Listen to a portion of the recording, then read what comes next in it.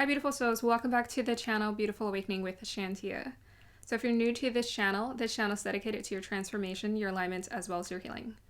If you haven't already, go ahead and check out the 10-day Cleanse to Abundance challenge that is going to be made available until the end of October of this year. So in this playlist, I offer methods that I use for how I manifest as well as how we can process our emotions and alleviate our energy and allow it to flow so that we can bring manifestations in our life with ease. Okay, so for the pick a card reading that we are doing today, I'm really excited. We're going to be doing it on your natural gifts, abilities, and talents. And I love these readings. I love doing these readings for myself personally because it's helped me to gain so much more clarity on what I have available to me. The path that I saw for myself was not getting into tarot or divination, but I've always felt called to this. You know, there are always clues my entire life. And I feel like this reading is just going to give you some more clarity on what you have available. Even writing music is just totally new to me, but I love to do it. And someday my hope is that I can most definitely write songs for people and just put out really high vibration, positive music into the world. So we're going to be looking into what are your natural gifts, your talents, and unveil that. And the way I like to think about them is we have past life gifts, things that we just like readily have available to us. But more than anything, we're here to develop them even further. And you always have free will to decide like how you want to develop them. And I believe that spiritual energy and creative energy is directly connected to how we physically manifest our gifts. So for example, vision. I'm a very visual person. So I love like, you know, beauty, colors and whatnot. But that's translated into like many different areas. It's a very, like, gifts and abilities are not just one note. There's so many different angles and perspectives to our gifts. So hopefully this reading will give you clarity on that. All right, so remember to take what resonates and leave what does not resonate. You're in the driver's seat of your life. You're the CEO. You're the one who's running the show. So you always have the free will to choose and decide what path you want to take. Thank you so much for the support on the channel. I'm not really sure what the number is, but right now I haven't checked it yet, but I mean, 1,000 is like, woohoo, it's like a huge achievement. So like once we get there, I will be popping the confetti and doing a whole celebration for that. So thank you guys so much for supporting the content, and most definitely know that I will continue to put out powerful content for you. And yes, continue to support the channel by hitting the like, subscribe, or the bell notification for whenever my videos come up. And thank you for all the comments. Positive energy is so important to me, and that is something I want to put out there into the world. I'm like very intentional about doing that because I feel like whatever you put out there, it comes back to you, including our energetic thoughts. So you guys are so sweet, so supportive, and I really appreciate it. All right, let's go ahead and move on to the pile preparation. Hi, beautiful souls. Welcome to the pile preparation. All right, so today we're going to be looking into your natural gifts, abilities, and talents. So this could be, it's both. It's always both. I always feel like spiritual gifts, they translate really well into being genuine gifts that are manifested into reality, something more tangible, more physical. Okay, so I'm just going to go ahead and ding this for myself.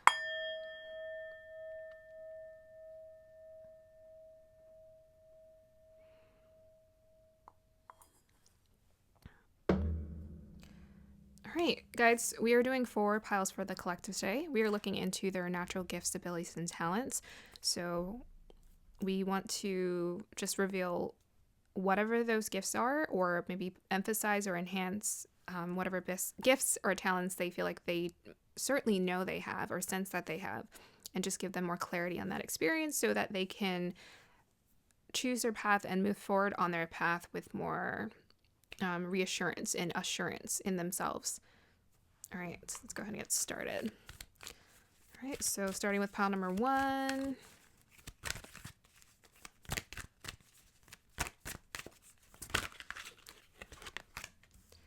Two. All right, so how's your week been? I hope you're having a beautiful day or evening whenever you are watching this right now. Pile number 2.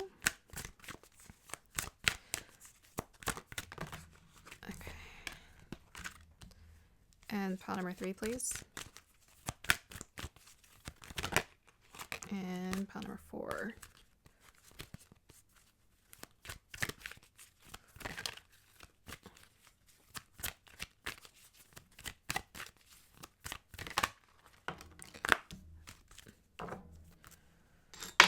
Oops.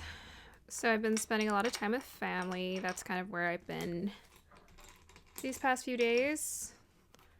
But it's been great. It's actually forced me to slow down when it comes to this, but it's fine. It's good. It's a positive thing.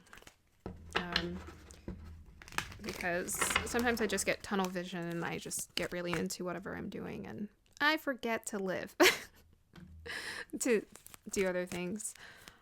Okay, pile number 1, please. It's so weird because I feel like sometimes you can have like a habit or routine and you become like addicted to your habit or your routine, and then you get out of it, and then when you get back to it, you're like, oh, I don't really miss it that much after all. That's how I always feel whenever I get back into something I was like really focused in on. Pile number 2. So yeah, that's how I'm feeling. Pile number 3. And pile number 4.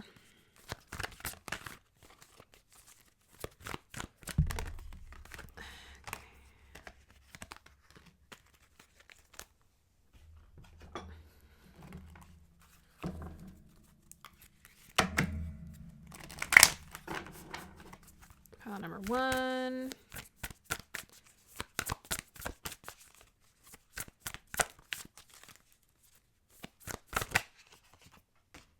Pile number 2. But yeah, I did a reading for my sister today, and it was really powerful. Pile number 3. And she's my number 1 supporter. Pile number 4, please. Oh boy, I forgot to check I just realized I forgot to check my text messages. Whoops. I always get that way. I'm just like, oh yeah, that person texted me. Pile number 1, please. Clarify for that card. Pile number 2. But yeah, she cried, I cried. Clarify for that card. And it was really beautiful. You know, my sister, I just feel like she has such a beautiful heart. And she's an incredible human being. So, of course, I always wish the best for her. You know, she just does so much for people. And I'm like, please. She does a lot. She does for herself, too. But she most definitely does a lot for other people. Pile number 3, please. Clarify for that, please. Pile number 4. Clarify for that. Oh, whoa, you got 2 more.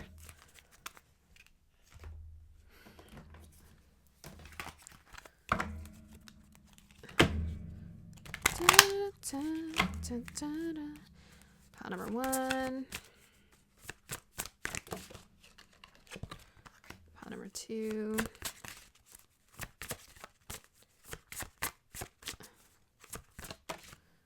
And pile number 3. Pile number 4, please. Thank you.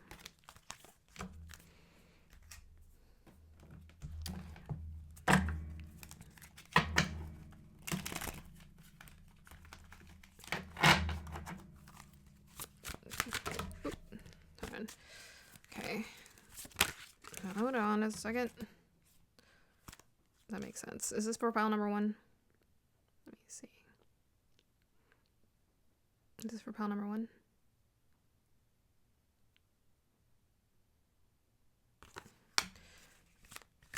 Pile number 2.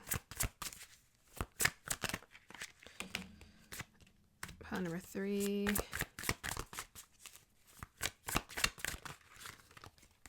pile number 4. Wow, what's with the 2 cards? Okay. And last one.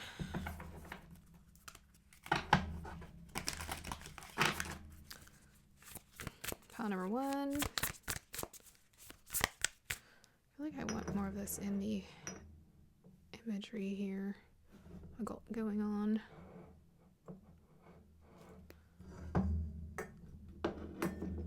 Pile number 1.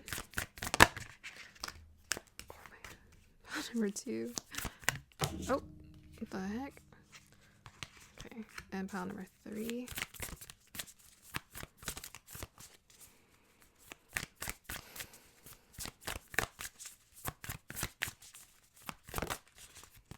And pile number 4, please. Thank you.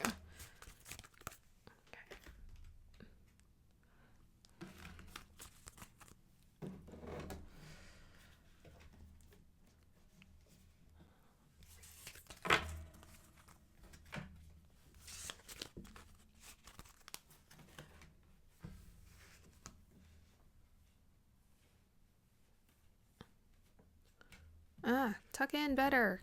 Everyone can see you. You're sticking out like a sore thumb.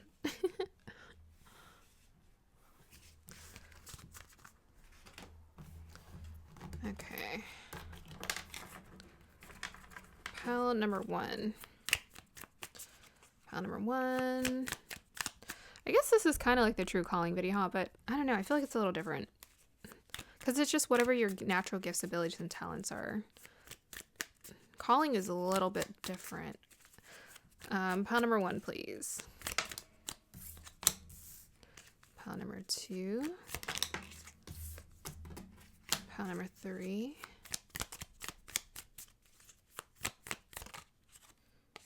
And pile number 4.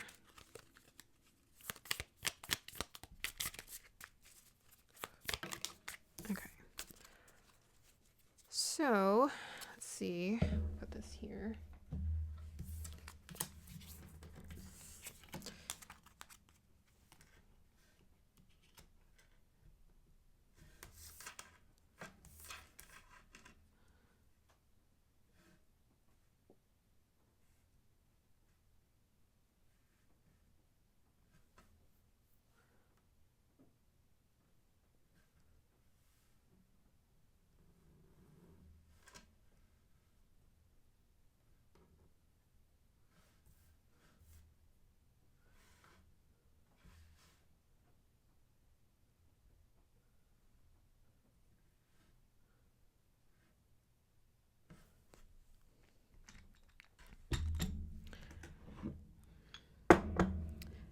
Guides, align me with the energies of pile number 1, please.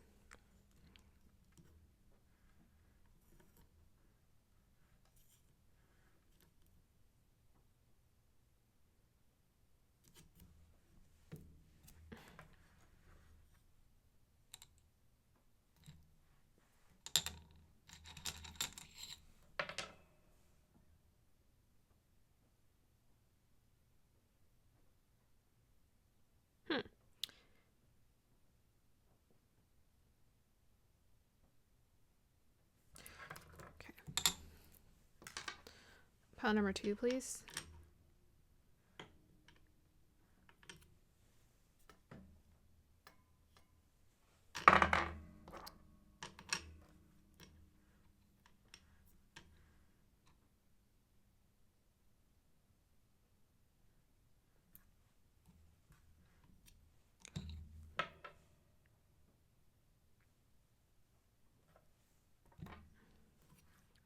Three.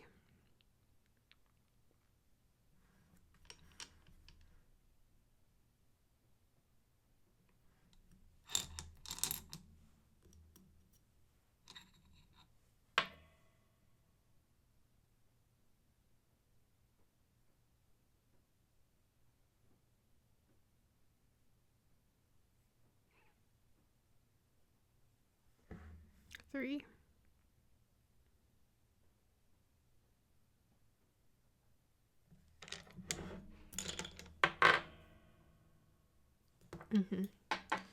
And pile number 4, please. Oops.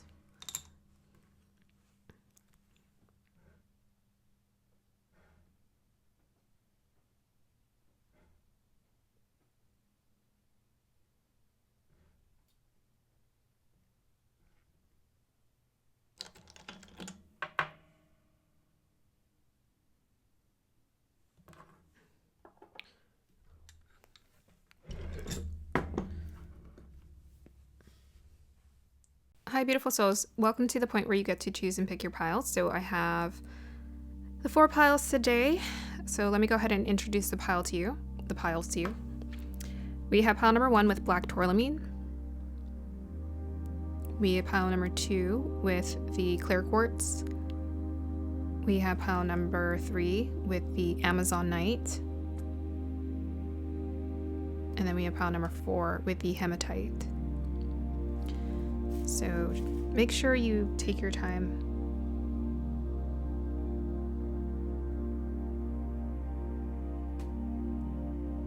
Meditate on the pile or the piles that best resonate with you.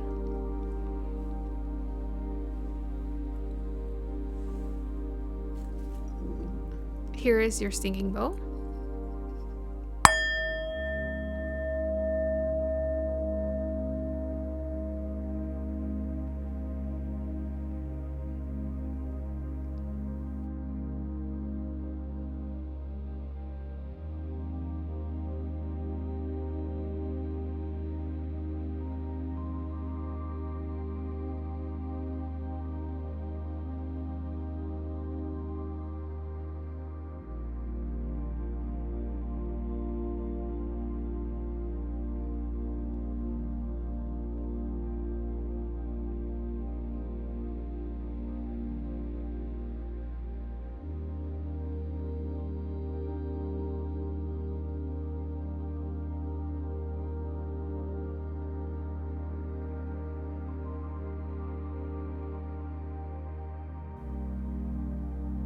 Okay. Pile number 1, if you chose the black tourmaline, then we're going to go ahead and start with you. Hi, pile number 1, if you chose the black tourmaline, then this is your reading. So I will start with reading your crystal first, and then your cards, and then we'll pull some tarot and clarifiers later. Okay, so guides, align me with the energies of pile number 3, please. Sorry, why did I say 3? Align me with the energies of pile number 1, please.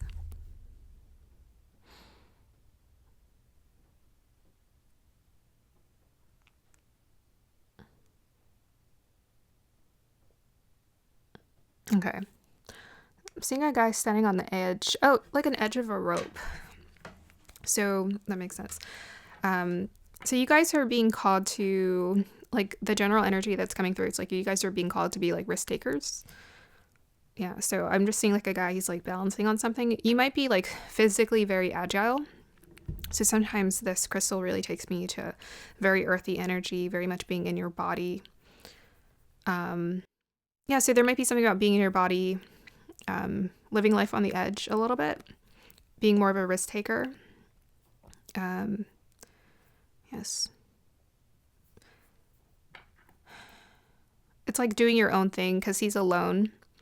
So it most definitely has something to do with like trusting yourself and doing your own thing, moving forward with your own path. I feel like most definitely for this pile, you're being called to like listen to your intuition. So you're very much self-guided in terms of like what you're here to do. And so listening to your desires and how your body responds to certain stimuli or certain energies or certain environment is a huge clue into like what you're here for, what your purpose is. Yeah. I think black tourmaline also takes me a lot to facing fears as well. And I was seeing this guy, he's like balancing on like is it called a tightrope, where someone's balancing on like a tightrope? So it's very much like living life on the edge. So you guys are being called to, like, you have the gift to tackle fears, tackle things that you've never done before, like get out of your comfort zone and land on your feet, essentially. So I was seeing, what was it, a lion with a crown on its head? Kind of weird, but it was like roaring, but it was just giving me this like really fierce energy. So you're most definitely being called to step into the light and face your fears. So it's like the things that you really want to do that scare you is what you're being called to do. Okay, let me see what else I can pull.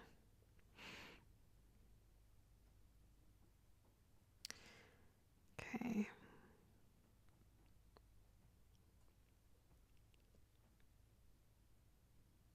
Yeah, so, I mean, I'm seeing a Pokemon right now. So funny. One of my students was showing me a Pokemon earlier today. I'm kind of seeing that. But it's like cute. So there's like a youthful energy here. Because, you know, Pokemons, if you've watched Pokemon before, they go through stages. Like they start out as like a cute baby, then they grow and they evolve. So you're being called to evolve, but also, again, it's taking me to this youthful, young energy, being this risk taker, kind of like a daredevil.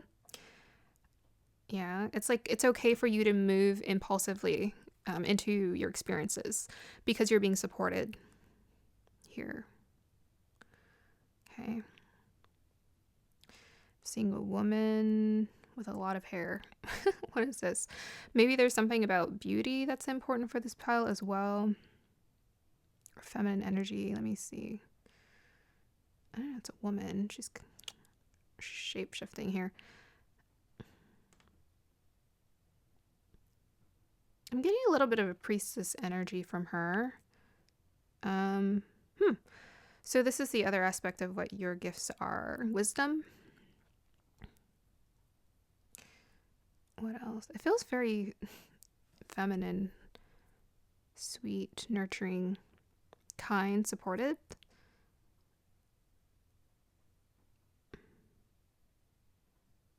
I don't know. I'm seeing a really elegant woman here, like really elegant, feminine, soft energy. So this is another part of yourself that needs to be expressed. It's like this like very graceful feminine energy that wants to be expressed through you.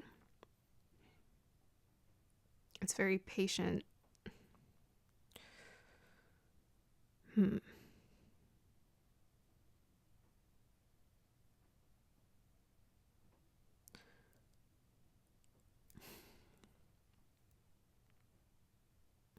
Yeah, so I think one of your other gifts, it might have to do something with, I'm just getting a sense that her energy is very like calming. It's very calming. It's very centering. I don't know if that's a word, but I think maybe you may also have the ability to just be like help people to calm down. I'm just seeing her look at the Pokemon, right? So the Pokemon was sort of like this wild risk taker energy, but she's like looking at it and she's just so calm and neutral, like non-reactive. So there's something about this where I feel like you might be able to aid people in some way, maybe as a counselor or just a supportive unit. You can provide this. You can provide it however you feel called to provide it. So whether it's like, you know, through something you create or through your presence. Okay, let me see if I can see anything else.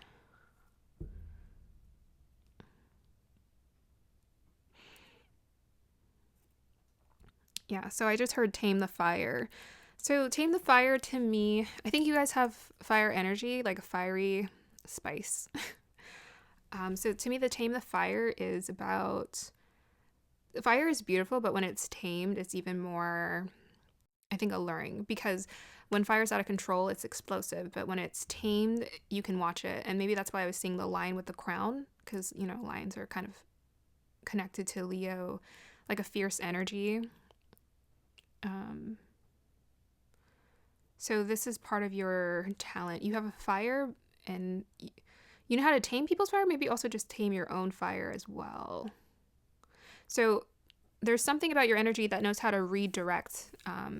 You know how to you know how to focus or redirect your intensity into projects or something. There's like an intensity about you, and you have the ability to kind of focus it into like one thing, so that it becomes almost like mesmerizing.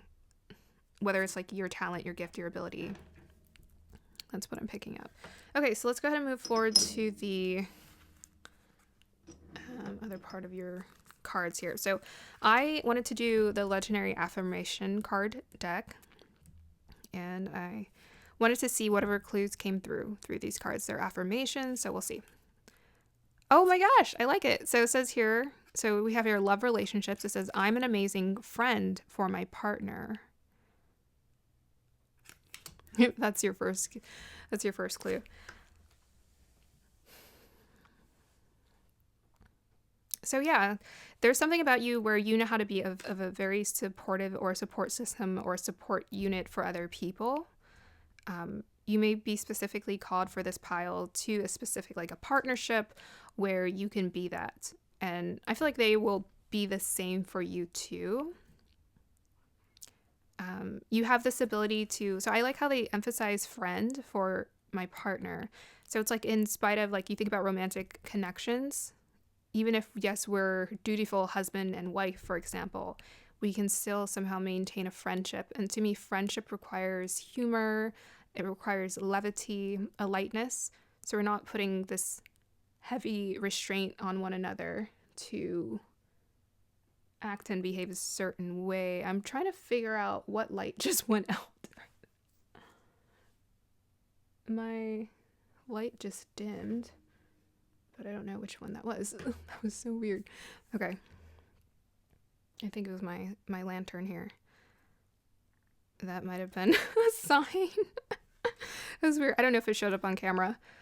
So there's something, yes, you guys are an incredible support unit for other people, but friendship is like, you bring levity to experiences. You bring this lightness to other people so that they don't feel so burdened by, you know, what's going on in the world, burdened by their thoughts, burdened by their struggles. You just make it lighter and easier.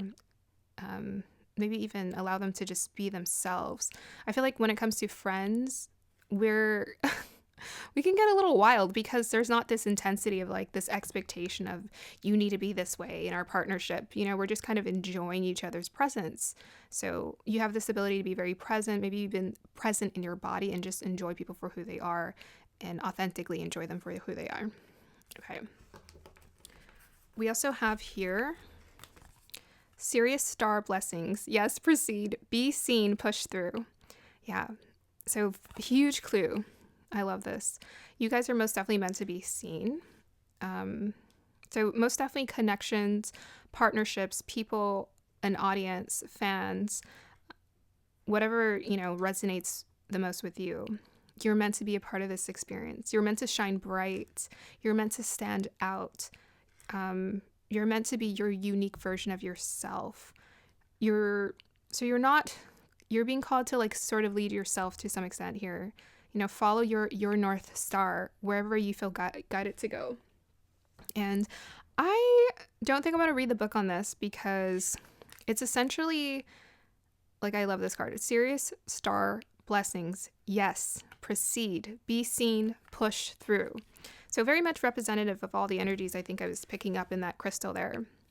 Like, follow your own guidance, trust yourself, trust your intuition, teach yourself to trust it, practice trusting it, you know, with the small things and then bigger things, if that's where you need to start.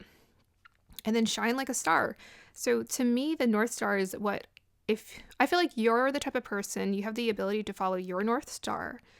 And because you follow your North Star, people follow you, right? They look to you for guidance and they want to know how they can follow their North Star. But you're also a beacon, a light for other people. Here, you know, this is a repetitive message that keeps coming through because you follow your own path. That's it. You shine, you emanate, you illuminate, just doing things you love, doing things that make you happy.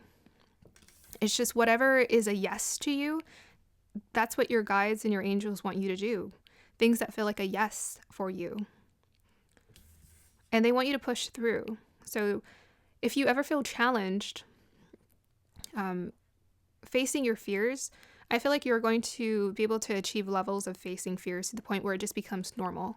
You know, getting out of your comfort zone. This pile, your destiny is to get out of your comfort zone time and time again and thrive. And this is why people are going to look up to you, because you're the one who's willing to take the chance to step out of your comfort zone, to do something, to follow your own path. And this gives other people hope as well. We also have your Page of Wands. Yes. It says Sagittarius. So we have Sagittarius energy. It says enthusiasm. I love this. Good news, courage, optimism, faithfulness, courageous, like the lion. Energetic, youth. It says preachers, inspirational speakers, athletes, performers, salesperson. So those are some literal things you can do, how you can translate your gift. So you can be into performance and just wanting to shine. So like Leo energy coming through. You could maybe feel called to advocate for people. You know, they have politician here, but maybe you just want to be an advocate for a certain group of people. You can maybe talk to people because we have the representation of Sagittarius and Saturn here. You might feel called to lead people spiritually. You may be very enthusiastic and passionate about just things in your life. Anything you're passionate that you want to talk about. Maybe you're very physical. I saw the guy balancing on the tightrope. We have an athlete here. So maybe there's something you physically want to accomplish as an athlete. I'm just like, you can tell I'm totally not an athlete. Look, I will watch sports. I think they're thoroughly entertaining.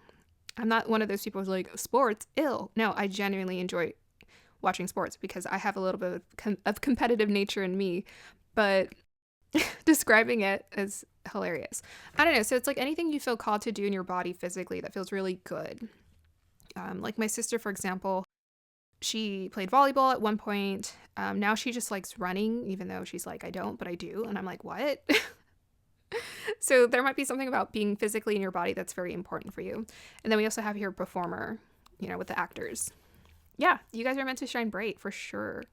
And just do something like very expressive, very poetic, very artistic, very you. We also have here ritual grounding, crown chakra 28. Ooh. Yeah, so earlier I was talking about, again, following your own path. And the way that you can tap into that is through your crown chakra. Your crown chakra is what guides you. So you guys are constantly being given downloads. This is why you're meant to be, in a sense, a leader to others. You may be a leader indirectly. So you may just simply follow your path and people just follow you because you're doing something and it's thriving and they're amazed by that as you continue to face your fears. So this means that you have available to you downloads like crazy. That to me, with this ritual grounding, it's about being able to ground. You guys are, most often I'm getting a sense that you're going to have the ability, your life is going to be about making dreams come true. You guys are going to have the ability to essentially ground whatever you create in your imagination, you're going to make possible. That's why you shine so bright, is because you're the one who's following your own inner guidance so beautifully that as you're on the path to pursuing your desires, you're constantly manifesting things with the Sagittarius energy, right? Sagittarius is very powerful for manifestation because they're big thinkers, and then they're impulsive. They just kind of go out and do things in the world. And with the sacral chakra, I wouldn't doubt that's also part of your advantage as well, is your energy. So using that energy, that fiery sacral chakra energy, in combination with the crown chakra downloads that you get from your guides, this is what's going to help to manifest essentially the dream life for you. You may also be given guidance for other people as well. Lots of downloads. Okay, so I'm going to go ahead and look at the book for this one. It's been a while since I saw this card, but I also want to get re-engaged. My whole life is a practice of being here now. Yeah, that makes sense. Did I say that? Yes, you guys are most definitely about being here, being very present. To me, the Page of Wands, being very present. Ritual grounding chakra. So yeah, you're about being in your body, being present, and experiencing magic in the 3D. Oh, so all this one does is list activities for you to do that help you practice grounding and finding magic in life, like looking for rainbows or listening to the birds. So it's like whatever you feel called to do. I think that's so beautiful. There's like a lot of freedom for this pile in terms of how you want to experience your life. Like your spirit was called into this lifetime to just be present. Like most of it is like be present and enjoy life is what I'm getting. It's just like really enjoy life and really create memories and experiences that are beautiful. All right, so let's go ahead and move forward to the next cards here. So we also have here House 9, spiritual growth. Well, that's a huge clue. And we got Sagittarius here. And we also have your Aries. Wow. Independence, bravery, and passion. Okay. So without question, well, we have Aries here again. So to me, when I say again, I meant like you are about it, your energy is about following your own path. With this Page of Wands, it's like going out and doing your own thing. So it's like whatever you seek and want to experience spiritually, this is what you're being called to do. This is part of your gift. You wanted to experience learning. You wanted to experience absorbing as much information, as much experiences as you could from life. To me, Aries is very much about being very present in life. When it comes to spiritual growth, it's like I see you traveling. So traveling might be something you feel really called to do. Going around different parts of the world and getting immersed in different cultures. But really, it's just to experience this, have this experience of like understanding how we're all just human. I feel like this pile, you would go to a different country and you'd be able to see the core, the humanity of how we all operate the same. You know, we all want love. We all want some form of stability. We all are calling for the same thing. So you're here to collectively take in the experience of what it means to be human. Yeah. So spiritual teacher, again, I wouldn't doubt it. I feel like as you acquire more experiences, you're going to be asked to be seen more and more.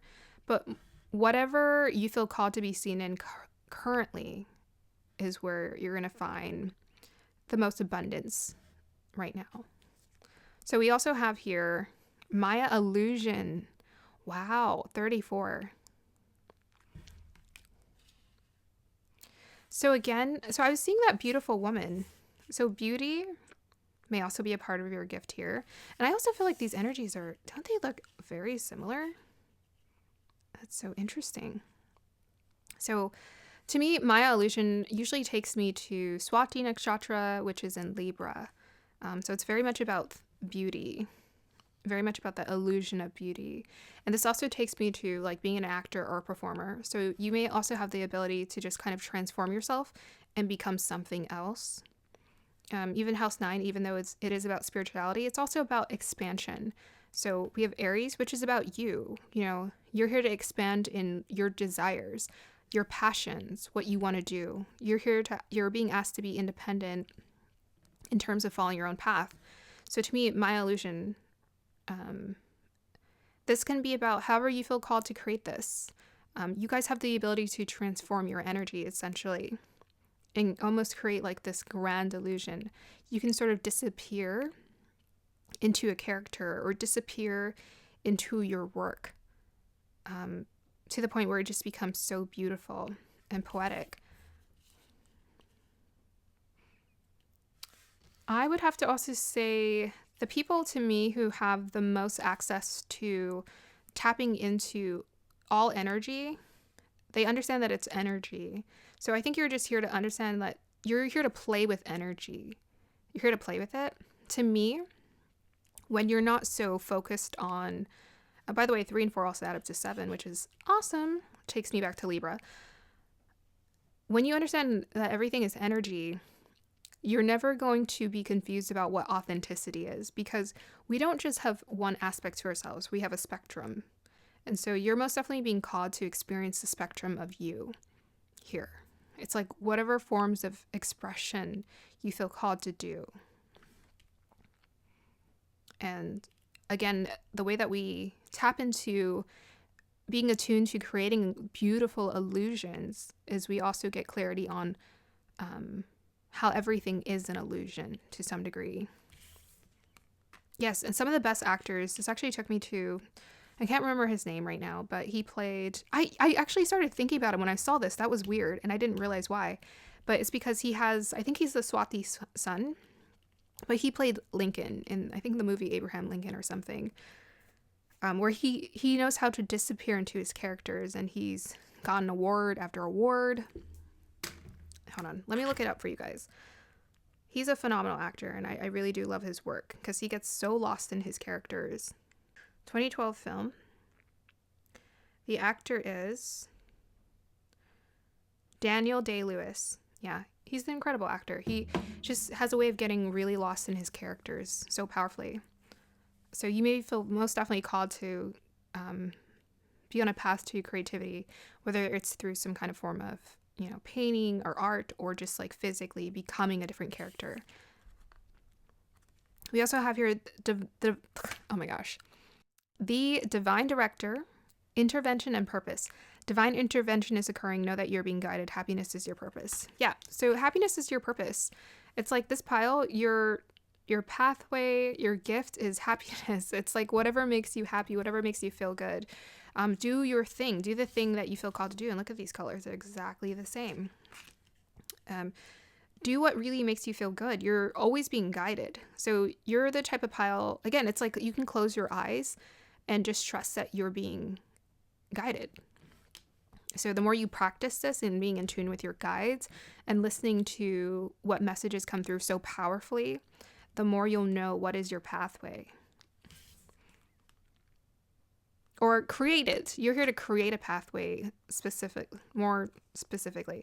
So we also have here scribe, preserving knowledge and information. And then shadow attribute is alternating facts or plagiarizing others' work. So we have here artistry and artistry here. So again, I think one of your gifts is like creating an imaginative space for other people as well as yourself. I feel like your work is also very inspiring for people to take in. I feel like the energy of that woman, it felt very calming. I mean, I feel like I was seeing this woman here, but yeah, because I was saying beauty is one of your gifts. But I think it's like when you get lost in a character, you really take people there, and they love that feeling. They love that experience of getting lost in your characters, getting lost in your world. So you may be called to write about these experiences. This is very specific. Okay, so some of you guys, your gift is writing. Your gift is words. Writing words. We had here spiritual teacher, inspirational speaker. So you might also write self-help books, dedicated to spirituality, dedicated to your journey. You can even write a book about your own experiences. And I feel like people would be able to relate to this and enjoy what you have to say.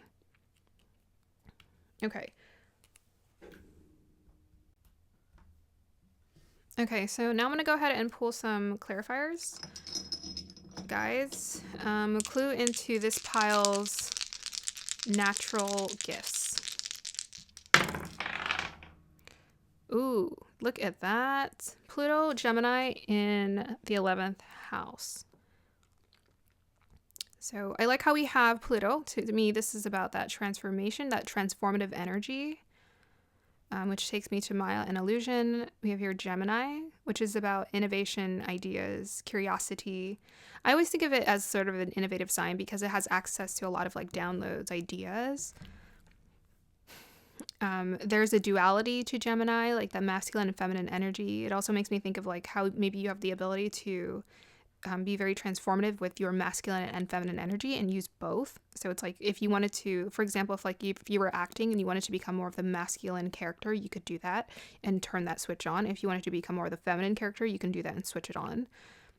But we also have a lot of air energy coming through with the Gemini in the 11th house. So 11th house, that most definitely takes me to you're meant to be seen by an audience. So whatever your work is or whatever it is you're here to do, it's meant to be seen on a bigger platform and by a lot of people. Yeah. So this is like big dreamer energies coming through here. You're not really meant to be encased into like a small experience. It's like if you write a book, it's meant to be read by hundreds of thousands of people, if not millions. If you put out content, it's not meant to just be seen by like 10 people. It's meant to be seen by like thousands of people. So there's like mass talent here. Like your talent is meant to be experienced on a mass or it's meant to be spread out to the masses. The masses are meant to experience this. Again, the Gemini is taking us obviously to communication, to words, right? So a lot of air energy. Pluto, also, there's a depth to what you communicate. Pluto and Gemini, I always find this energy very funny because Pluto is like so intense and serious, and Gemini is all very like lighthearted.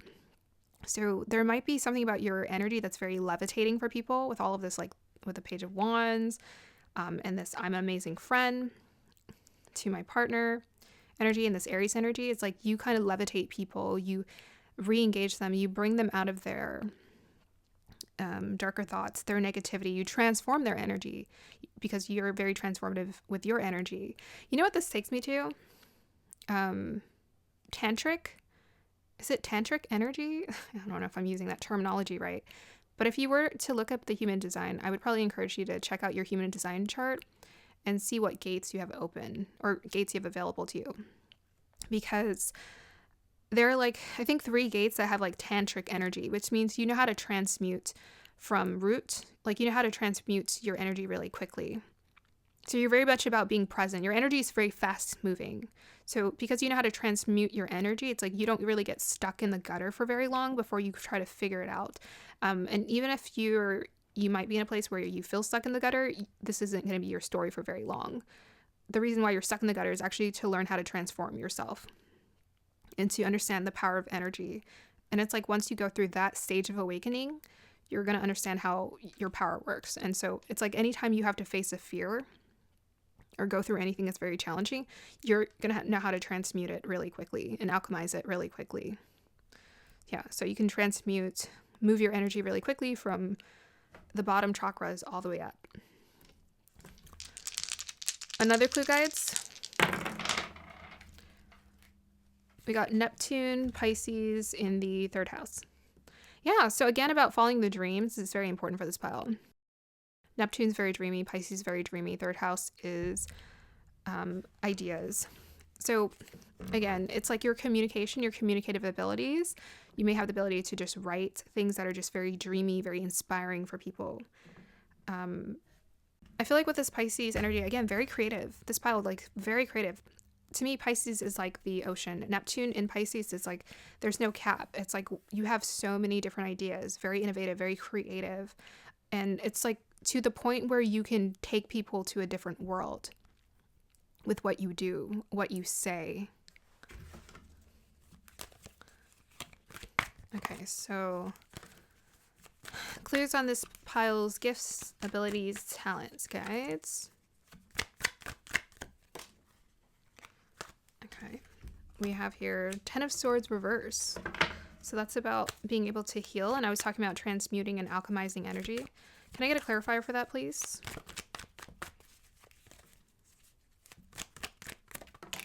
What a mess.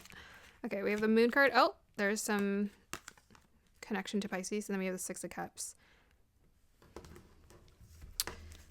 Okay, clarify the 6 of Cups, please.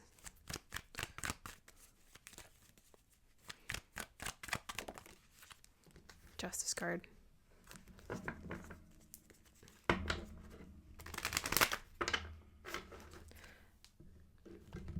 Okay, so I feel like this was just talking about all the things it's just confirming it. So yeah, again, this pile, it's like you have the ability with the 10 of Swords reverse. It's like you have the ability to essentially transmute your energy, alchemize really quickly. The Moon card is about listening to your intuition. So you guys are most definitely very, very, very, very self-guided, very intuitive about what to do. You get lots of like very creative downloads. So follow those. Those are huge clues. The 6 of Cups in here, and we have the Justice. So to me, this is about transmuting energy again. It's like whatever past life wrongs you've experienced, karmically, everything's going to balance out in your favor. And all of these experiences, they were for you to gain wisdom and understand your power, to understand your strength, your capabilities. I feel like the Justice card paired with the 6 of Cups also takes me to like writing. We get the 10 of Swords here. So most definitely there's like some mental, there's like an intelligence here for this pile. There is a with the crown chakra, yes, highly intelligent, lots of ideas. You get like clear, with this Justice card, like clear ideas come through in terms of like what you're here to create. And to me, the Six of Cups is like, it could be like, maybe you have the ability to write kids' books here. Most definitely. It's like with this Aries energy, you're in tune with your inner child. That's what it is. Yes. So you're so in tune with your inner child that you allow yourself to play, whether it's like through creating characters or becoming the character. Okay. So let's just go ahead and do an alignment message for you. And then we'll move on. Alignment for this pile, guys. Alignment message.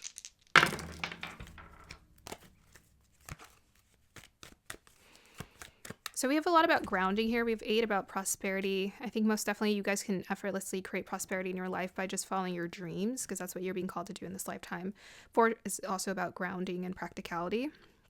3 is about that Gemini energy, expression, writing, ideas, crown chakra, downloads. And 2 is about connection. It's like you're able to connect with people through your art, through your artistry, your creative abilities. Okay, so we have here, look at that. Saturn in Pisces in the 8th house.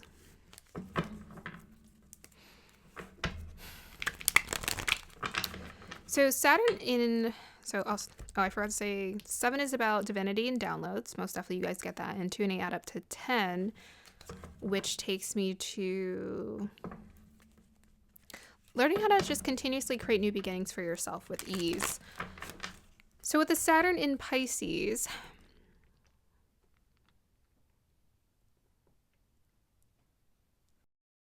this is about putting in the effort, the work ethic, putting in the work ethic towards your desires. Pisces, again, it's that ocean. Pisces is the ocean. It's like access to all, and it's in the 8th house.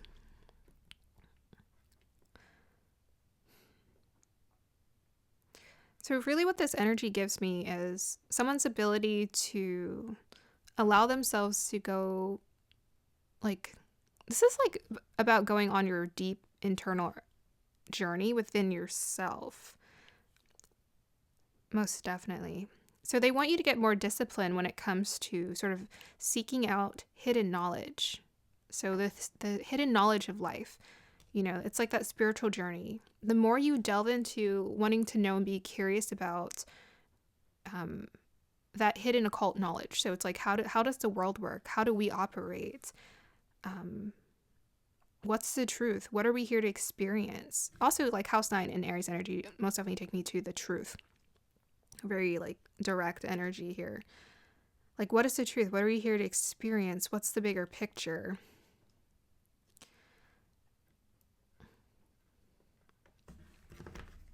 Let me get some more clarifiers for this. Clarify for the Saturn in Pisces. Oh, page 1's there.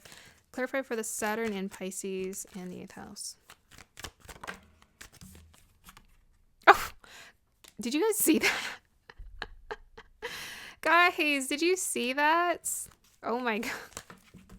It came out and I put it back and then it came out again, like so aggressively. Okay, so you guys are most definitely being called to embrace your natural ability. It's like they just want you to embrace it. It's like here and available, which is why it's about saying yes to life. It's about saying yes to adventure, yes to doing things that you really love, yes to facing your fears. 8th house also takes you to your fears. So facing your fears, just go out and do it. Allow yourself to be more impulsive. The universe will catch you.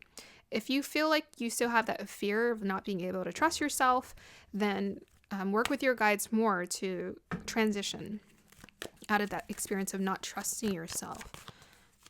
Clarify the Page of Wands. Clarify the 6 of Pentacles.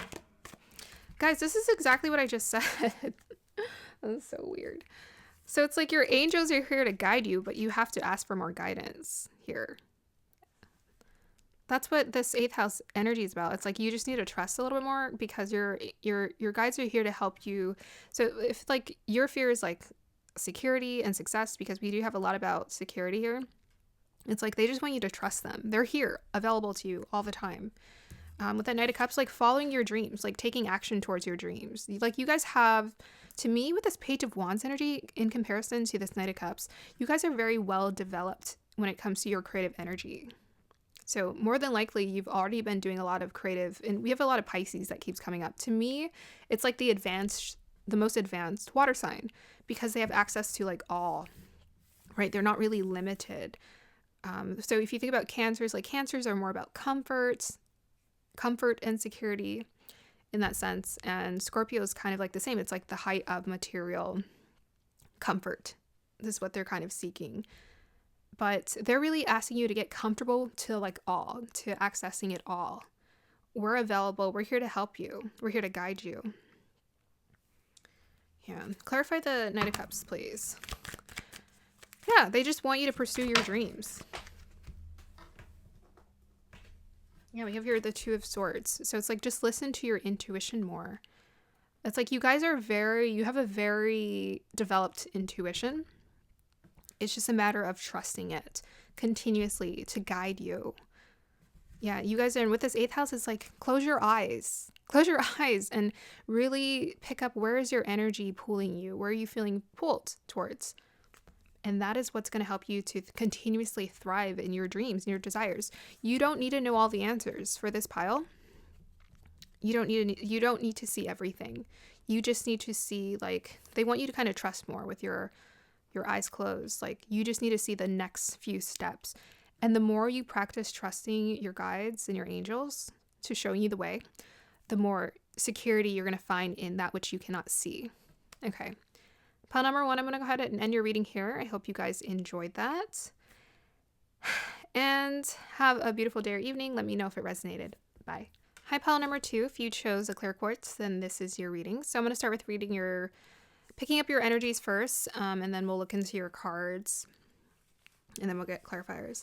So guys, dial me into the energies of pile number 2, letting me know whatever they need to know here.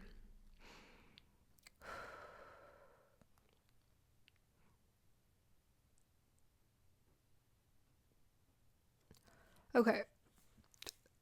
The first sensation I got was like a hand, and it was like very far away, and then it moved really close. It reminded me of, okay, what is that? Like a slap to the face? Like a wake up? Or hi, or here, I'm here? What is that? I'm trying to interpret it for you guys so it makes sense to me, but I saw a hand, it was like further away, and then it moved up really close. Okay. This is what kind of came through. So I feel like most definitely the hand is a representation of maybe people needing, it's like a hand raised. It's like someone needing your guidance or your attention, or pay attention. Guidance, attention, pay attention. Yeah, it felt very much like pay attention. So I think part of your gifts and abilities has something to do with kind of like making people wake up or making them pay attention more. And yes, and then I saw this crystal, and it's just super shiny. So what is that? Okay, well, what I'm seeing from this vantage point or viewpoint, I think, is an egg in an egg. So I mean, that makes sense. This is clear quartz, so I feel like an egg is very much symbolic of purity, pure essence, pure form, purification. So most definitely your energy is connected to helping people to purify, or go like purify and cleanse their energy, simplify, and also maybe return. Okay, did you guys see that? What is going on today? There are some interesting things. That does not. That's the second time of all of these 50-something pick a card readings I've been doing in the past 4 months. That is the second time that's happened. Okay, so that was a huge clue. Part of your gifts is to like bring more light into people's life. Shine more light, bring more light. Shine the light on the truth. Shine the light on what needs to be seen. Yes, that's what it is. Okay, anything else, guides? Energetically, let's see if we can pick up something. Okay, I'm seeing a couple of images. I'm seeing a moon and a owl. It was like a weird looking creature, and then it kind of clarified to look like an owl. So yes, I think part of your gifts and abilities has to do with wisdom and passing on wisdom to other people, or helping to, yes, pass on that wisdom. What else do we do with wisdom but pass it on? Pass it on, express it, show it to people, reveal it to people, reveal the wisdom within them. And the moon to me is about following the intuition, the guidance. So I feel like this pile is very, very intuitive, very much about tuning into emotions as well. Okay, let me see what else I can pick up. Yeah, I think there's most definitely something about getting centered, and like I'm seeing and sensing that this is like a platform, something about a platform. I don't know, giving people a platform, or something about creating a surface. What does that mean? A platform surface.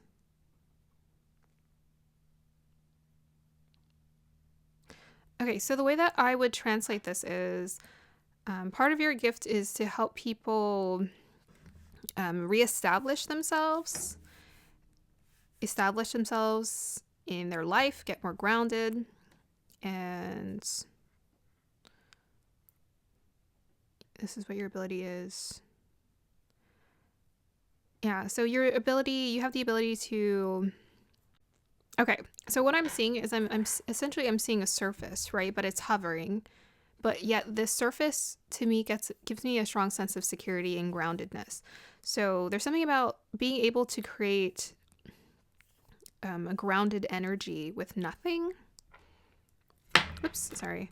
So I feel like when I say nothing, it's like you're not here to show people how to build from the bottom up, but instead, how do we make use of what we already have? So I feel like this is what you have the ability to do, is teach people to use what they already have to create something new that's going to hold them up, that they can rely on. Yeah, sounds so a little bit abstract, and we'll get some more clarifiers later. Okay. Sometimes I just get so lost in this that I forget how much time I spend here. Okay, I'm seeing a bird. Looks like a phoenix. Yeah, I think you guys are most definitely, you have the ability to like rise out of any strife. Rise out of any strife? Is that the right terminology? It's like any kind of difficult experience you go through in life, you're able to like rise like the phoenix. So it's like stronger than ever, better than ever, never going to make that mistake ever again. But now I've acquired this like kind of fierceness, this fiery energy, this toughness of will, the strength of will to lead myself, lead my life, trust myself more. Freedom is what I'm also seeing.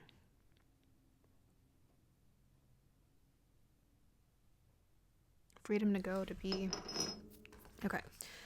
All right, so let's go ahead and pull your cards. So the first card we have here from the Legendary Affirmation card deck is, my strength is greater than any struggle. Yeah, you guys really are the phoenix. There it is. Physical health, body image. My strength is greater than any struggle.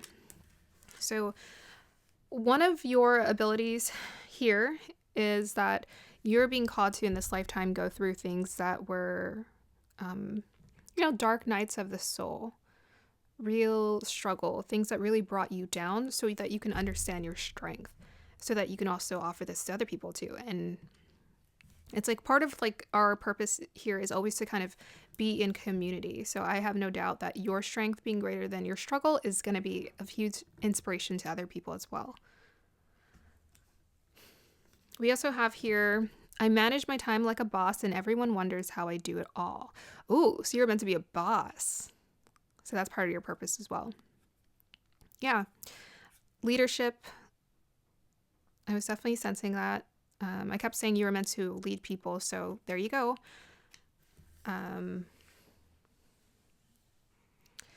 So I'm getting like a strong sense of security, self-assurance, confidence, really good self-management. very good ability to manage your emotions and not get overwhelmed, and also a very good ability to delegate as well, tell people what to do essentially. And again, be of inspiration to other people. So those are your first two clues. The next one we have here is ancestral realm, karmic release, healing the lineage boundaries. Wow. Yeah, you guys really are the Phoenix. So that's so crazy. I've never seen this card before. I mean, I saw it once when I first bought the deck, but I've never seen it since. So I'm going to go ahead and pull the book for that. Yeah, you guys are part of your purpose, part of your gift, your ability. What you're here to do in this lifetime is to heal karmic energies and release them. Heal your lineage, essentially. So what I'm picking up is this is like past lifetime trauma that you've experienced as well as your family's experienced, like repetitive patterns. You're here to break those patterns and forge a new path. Yeah, so a lot of like all of that dysfunction and trauma was all for the sake of you understanding your own strength. This is what you're here to do, is like break those chains.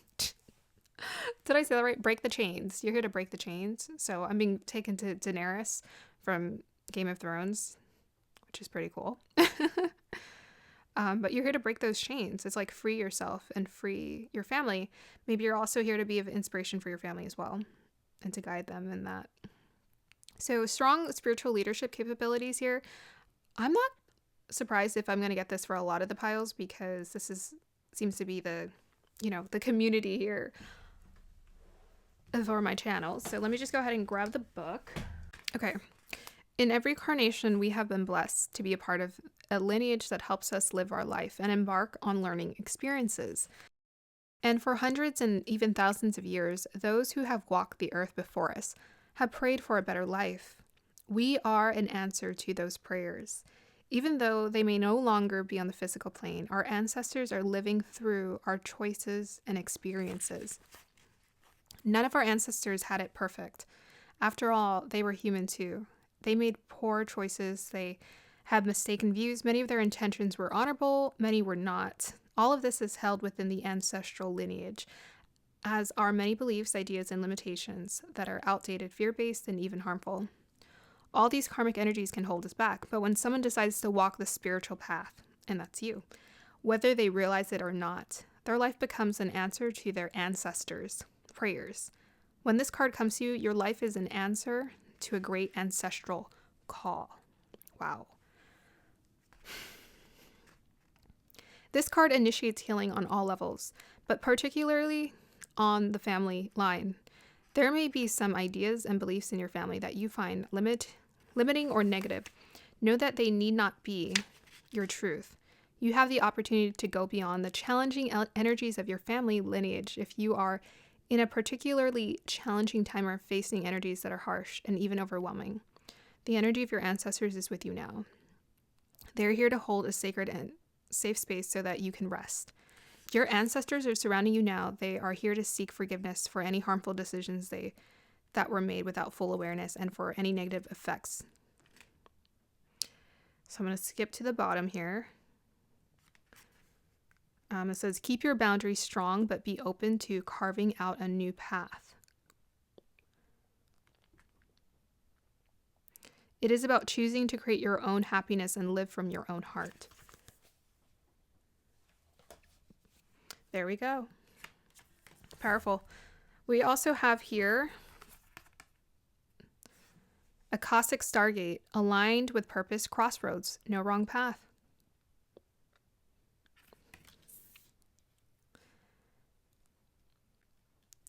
I feel like those match quite perfectly together.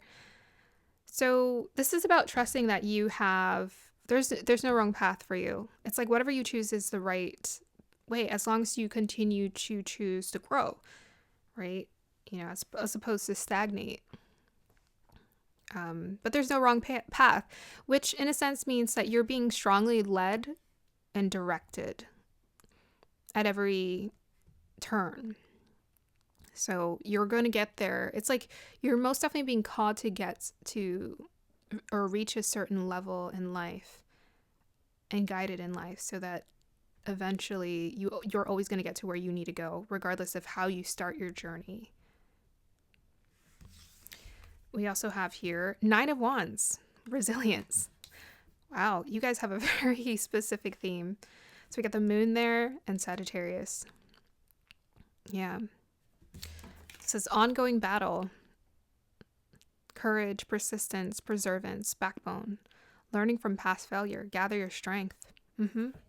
So this is about, like, if we make mistakes, we learn to make better choices. We make mistakes, we make better choices. Make mistakes, we make better choices.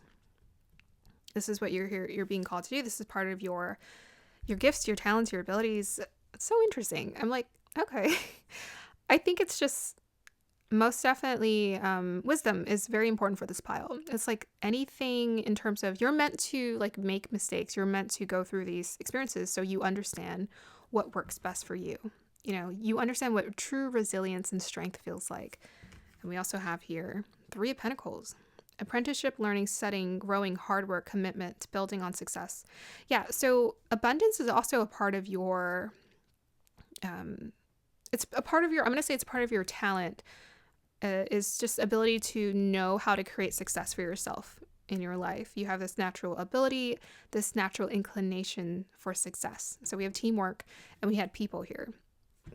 So you're most definitely meant to work with people, leadership, of course, but also like maybe work under people to learn, or just amongst a team of people here. You're meant to collaborate and work to create abundance. So abundance is part of your journey. It's like creating success in your life, learning how to build, learning how to be resilient and strong, have a strong vision for yourself in terms of what you want to create. Okay. We also have here, I think we have here Mars in Capricorn, which is, Mars is actually exalted in Capricorn. So yeah, I feel like you guys have this, some people don't really have that. Like, okay, I was going to be like, for example, me, but that's not true. It's just like my working abilities operate a little bit differently. But most definitely, this is the type of pile, you guys most definitely know how to just go to work. You guys do. You guys know how to work hard. And in fact, you would probably know how to create, like rise to leadership in the ranks in any job that you do, because you have like this resilience about you. And you actually also have the ability to even work hard at things that you don't like, which I don't have the ability to do, if I'm being totally honest. That is not my thing. I most definitely have to do things I love. But this is like an incredibly resilient ability, because you know how to create essentially success wherever you go, which is powerful. So that's why we also have the like no wrong path. It's like you can decide whatever way you want to make money or create abundance in your life. It's your work ethic. It's your attitude that is going to help you to thrive wherever you go. Yeah. All right, we also have here the gift of dance, Aura Chakra. Ooh. So this is one of your other talents and gifts. Okay. So I was seeing this right before I picked that up, and I was looking at the orange, and it took me to sacral chakra and the physical body. And then we have here the gift of dance. I should have said it, but I'd be hesitating sometimes. So this is about being in your body. This is also about beauty, Aura Chakra. I want to say that there's like an essence about you, like a magnetism that you give off, where, I don't know, I think people just really enjoy your energy. They enjoy your company. They enjoy what you have to offer. I want to pull more clarifiers for this one. But if we were to take it literally, it's about, the energy that you emanate, and it's about your inner beauty shining on the outside. And when I was seeing that phoenix, I was actually, so, when I said freedom, the phoenix transformed into a person. And they look so graceful. So I feel like this is your essence, and this is what people sense and feel and observe when they're watching you, especially when you're standing in your strength and you're doing something from a place of passion. Is you emanate this like strong aura chakra, and what you're able to do. So maybe you literally know how to dance. Maybe there's something where you physically know how to be in your body, but overall it's like your energetic presence. It's very bright. And in fact, this was the pile where the light brightened, right? So like you bring light to people. It's like your aura, it's your energy. It doesn't matter what way you decide to communicate it. It's always going to be apparent and transparent, which is why you're always going to be desired amongst a group of people, because they enjoy your presence, your energy, your aura. We also have here house 6, establishing a foundation, health, daily life and practical details. Remember I was talking about the surface? And we have here establishing a foundation. Yeah.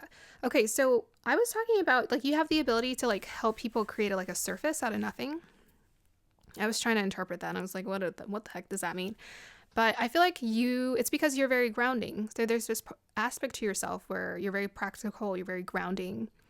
You're very responsible in terms of knowing, okay, this is how you do this, and then this is how you do this, right? So I feel like this is what your gift is it doesn't matter what struggles you go through or where you're at in life, you always know how to essentially alchemize your life and make nothing out of something. You're always able to establish a foundation because you were used to like dysfunction being created in your life.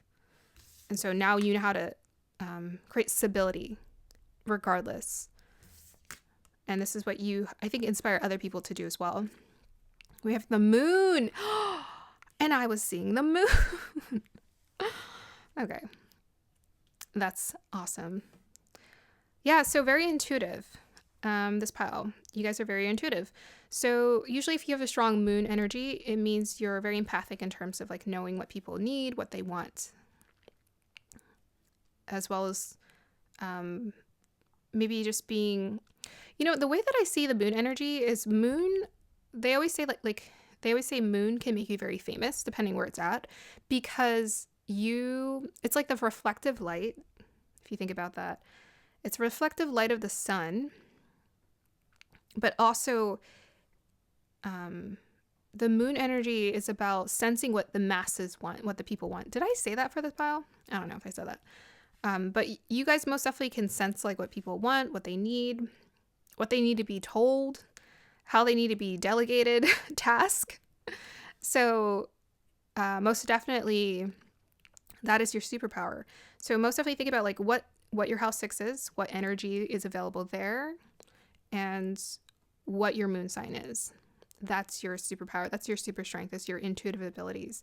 And I feel like you guys, know how to read people very well. So it's like if you're negotiating, for example, for your business, you would know how to negotiate you would be quick, almost like intuitively you would just know and sense like, oh, this person's they're gonna want to do this or say this. And then you're just gonna know like what to say, what to do. The moon in the 6th house can also give that energy of like, 6th house is always about like work. It's like the practicality of life. So energy there, it makes someone usually a really hard worker. I almost want to say there might be something about you treating your coworkers or the people you work with like family. You find comfort working. So maybe that's why you're also good at working as well with this like Mars and Capricorn energy is like, can be like workaholic. So maybe you guys have like a little bit of like a workaholic capabilities here. This is part of your gifts. So don't be ashamed of that. Just make sure you balance it out with other things going on in your life. But yeah, you have this ability to kind of know how to work hard, and you find comfort in working hard. You find comfort in the practicality of the grind, right? The hustle to some degree. So like most definitely enjoy that. There may be a connection to health here. I wasn't really picking that up too much, but health might be something that you're interested in with this house 6 and the moon. You might intuitively, I feel like you may just intuitively take care of yourself and know how to do that. But maybe you have like really strong intuitive abilities in terms of teaching people how to take care of themselves, right? I mean, I did pick up on the establishing a foundation. So I most definitely see you like, let's say if you were making YouTube videos, you would probably be the person who's like step 1 through 10, how to bring your energy up. And people would be interested in that. Because there are some people, they make those videos and they're really good. Very good and very entertaining. But it's like you help people through like the practical details of life and honing in on their practical details of life and knowing how to take care of themselves. We also have here New Beginnings, Yostre 13. Yeah, so this is why you guys are the Phoenix. It's just like a repetitive theme in your reading. It's so crazy. You guys just have the ability. So one of your superpowers, this is your superpower, is to essentially just rise out of the ashes no matter what. It's like whatever life throws at you, you're always going to thrive. You're always going to find a way to thrive. You're always going to find a way to do incredibly well. You're always going to find a way to reset and then create something beautiful for yourself. Because you're hardwired for this. This is one of your gifts. You're being called to heal a huge ancestral trauma or pain that's been there for some time. And the moon in the 6th house also takes us to healing as well. So I think that's an incredible ability, is to reset, because a lot of people hold on to things, and you're most definitely being called to, in this lifetime, not hold on to things. It's like, if you want to let go, let go. If you're ready to move on, move on. Transformation is also part of your gifts. Again, with that Phoenix, you're being called to transform. So you don't have to just lean into depending on one way of living your life. You're being called to evolve and become a stronger version of yourself each time. Yep, and 13 is related to the Death card. Scorpio energy, transformation. We also have here Priest. Yes, you are a teacher. Facilitates the spiritual commitments, serves as a channel of spiritual energy. Yeah, so healing. So I wasn't like necessarily feeling literal health. Like maybe you want to make green smoothies and share people that experience, but I was sensing more of like healing. So it's like your presence can be very brightening, very healing for people. So one of your intuitive gifts here is you have the ability to essentially be a channel of energy. So however this speaks to you. So maybe you're very, we got the moon here. So very intuitive, very psychic, very open to energy flow. And it's through this energy flow that you're able to kind of help people get more attuned with themselves here. Every time I look at this gray, it always makes me think of wisdom and like older masculine energy. Makes me think of like a grandpa or something. So that's kind of like what you have available to you. You're very wise. You have the ability to be a very wise teacher to other people. And as you get older and like the more things you go through, the more enriching your energy becomes. So you know how some women, they say, oh, as you get older, your beauty fades. It's so interesting to me because it's like maybe beauty fades, but inner beauty to me becomes more enhanced as you get older, especially the more you are in tune spiritually, because your energy becomes very rich. It's like if you think about the spiritual teachers and leaders, as they get older, more people look to them for their guidance because they're enriched with guidance and wisdom and experience. So I feel like this is going to be your experiences as you get older. You're going to become more of someone who people look up to for guidance and look to for guidance. So to me, this is also about like, this is why your aura chakra is very powerful.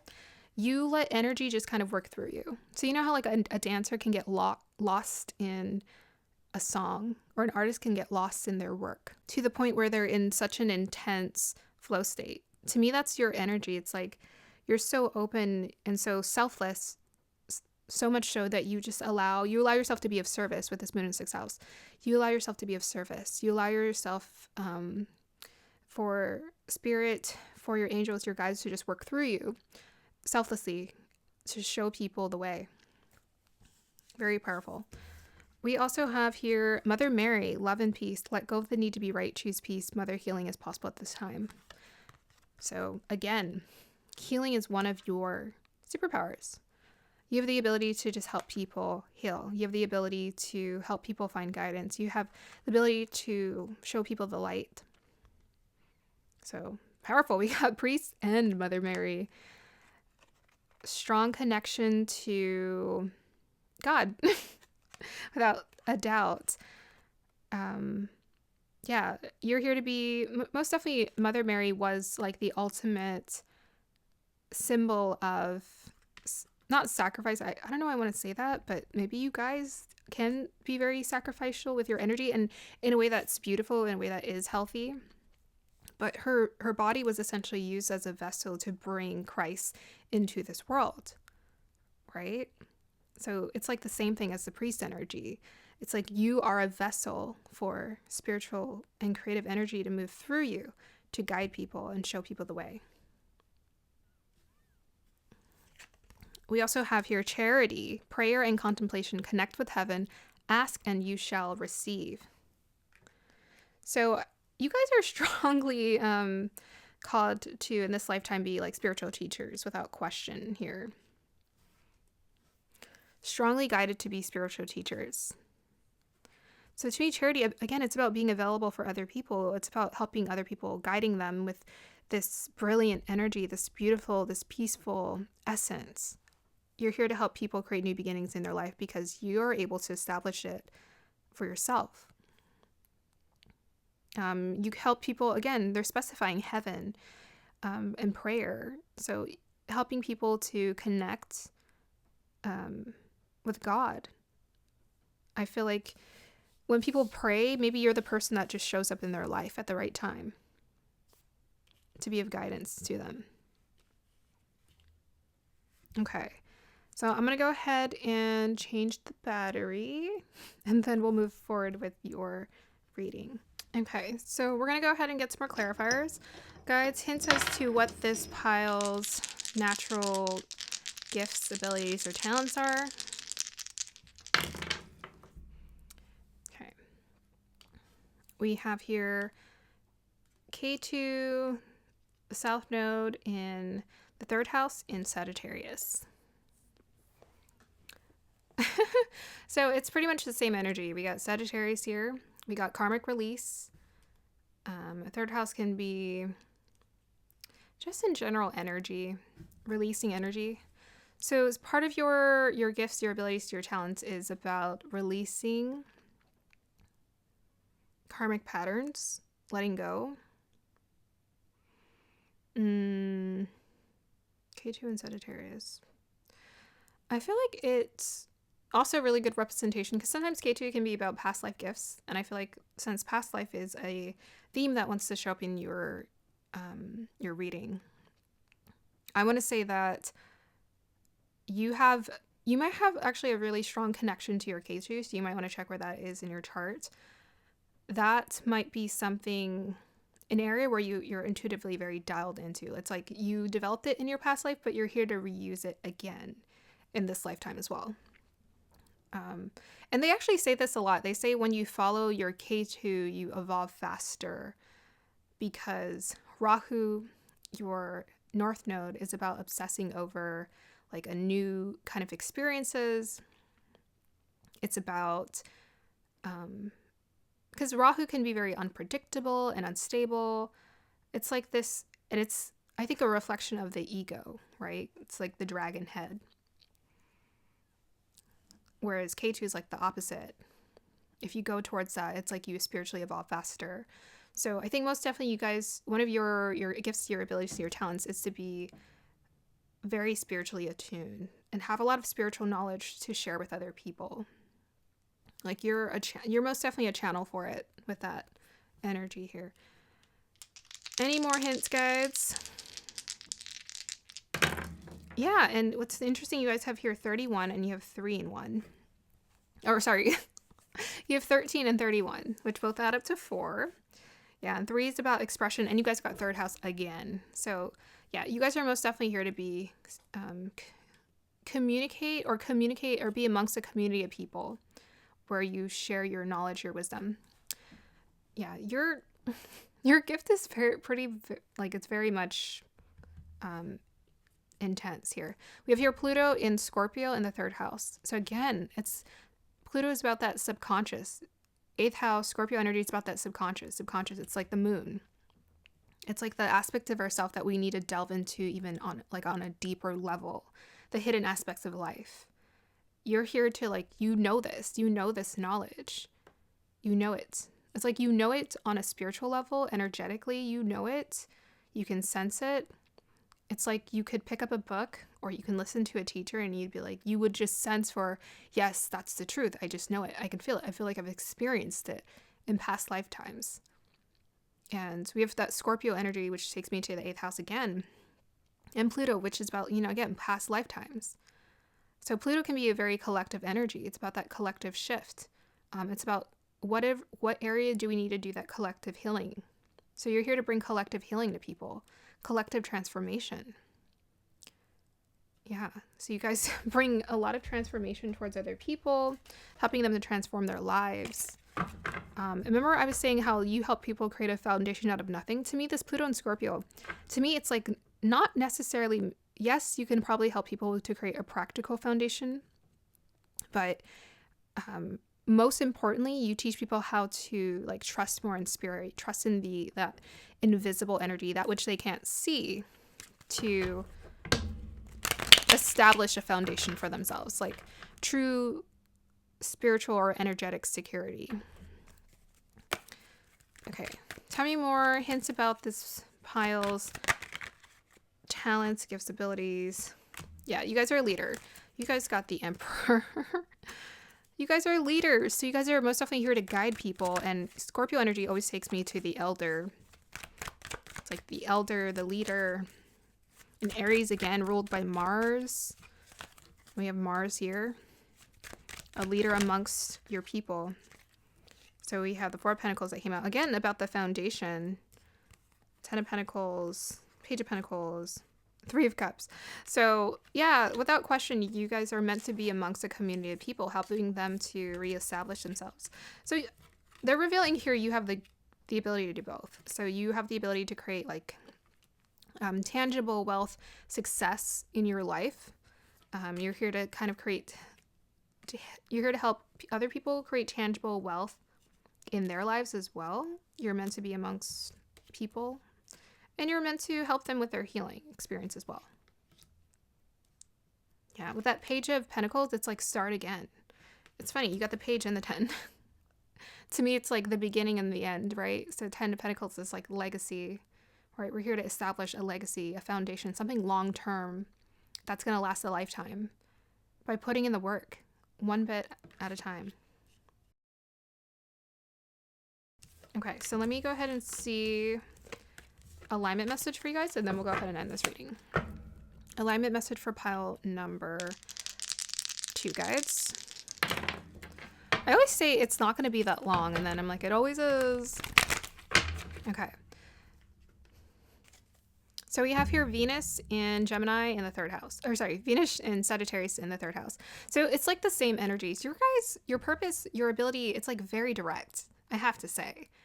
They couldn't make it more obvious even if they tried here. But you guys are most definitely meant to be spiritual leaders. You're meant to guide people, show people the way, be amongst a group of community here. Venus is a representation of like feminine energy. It's like spiritual energy, creative energy, and making that available. What else? Let's pull some cards. Alignment message for this pile, guys. I'll take this back. Alignment message for this pile. 7 of Wands. That one to come out. Oop. That was an accident. King of Wands. Alignment message for this pile, guides.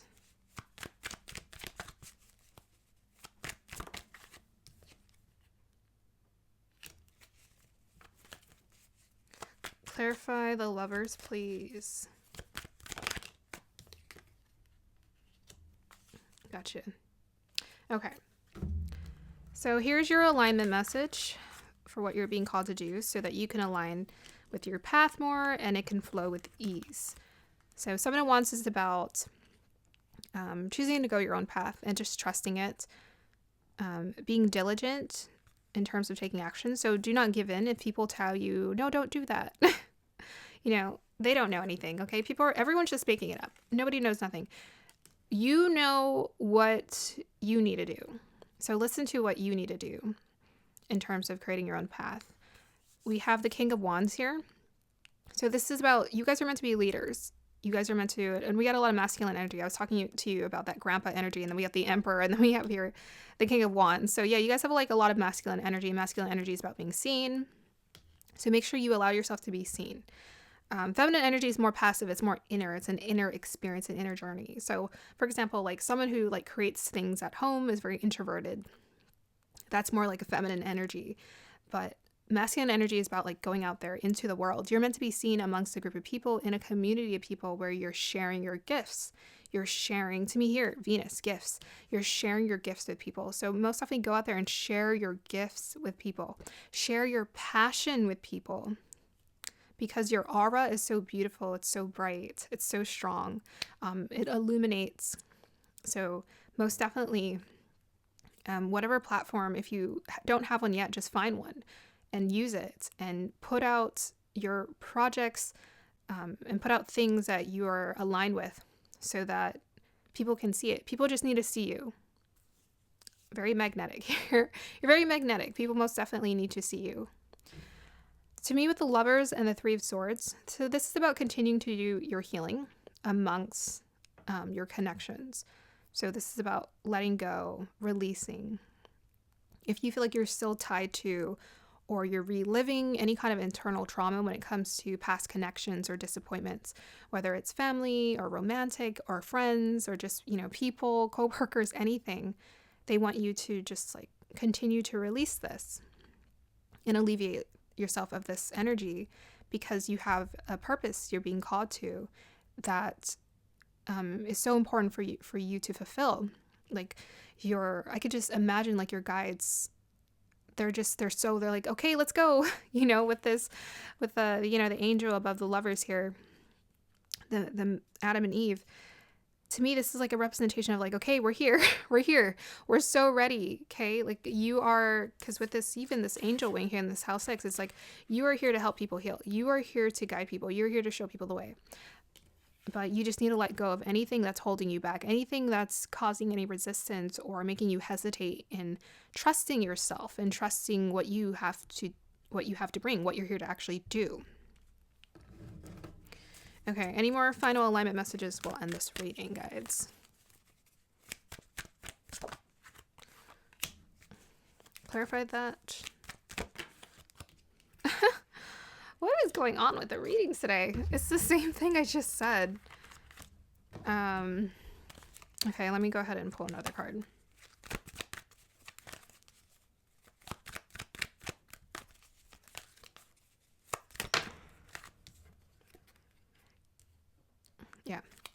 Yeah, you guys are very stable, stabilizing forces. Sorry, I'm thinking about the number 4 again, but it's taking me to stability and how you're able to create a lot of stability for yourself in your life. So the last alignment message that wants to come through here,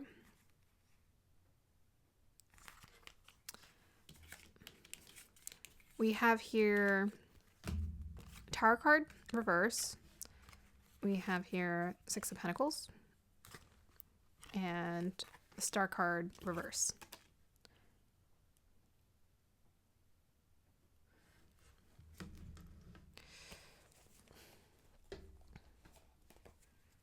Can you clarify clarify this reading for me? Oops, too many. I feel like I just need one more card to clarify this. He's got 9 of Cups. Can you clarify the 9 of Cups for me, please? Oop, that was weird. Emperor. Okay. That's so funny. Okay, so the final alignment message for this pile is you really need to step into your leadership and offering your gifts to other people and making sure it's available to other people. It's not enough to just experience it for yourself. I know you can you most definitely can experience your gift for yourself, and enjoy that, but you're going to feel so much more fulfilled. For this pile, what I'm getting for this energy, you are going to feel more fulfilled when you get to share your gifts with other people. So with this this Tower card reverse, to me, this is like a representation of allowing the transformation to take place, right? I feel like you're already moving towards it. You're allowing yourself to tap into that. You're trusting with your intuitive abilities. With the Six of Pentacles here, I feel like, again, this is about you offering your gifts to other people. Like, they need this. So don't hide it away. Make sure it becomes, like, do what you need to do with the Star card reverse. Like, do what you need to do to ground it into reality. Because you're going to thrive. And this is what's letting me know this. Like, you get Nine of Cups. Fulfilled. You're going to be very fulfilled. You're going to feel very satisfied. You're going to feel very much in your power when you're putting your things, you're putting your gifts, you're sharing your desires with other people. You're sharing your beliefs with other people because you're a channel. It's like you're a pure channel for other people here. They need this guidance. They need your messages. They need to see this. And they need a leader like you, someone who is, I'm getting selfless, and someone who really wants to spread real truth. Someone who isn't attuned to just their own agenda here.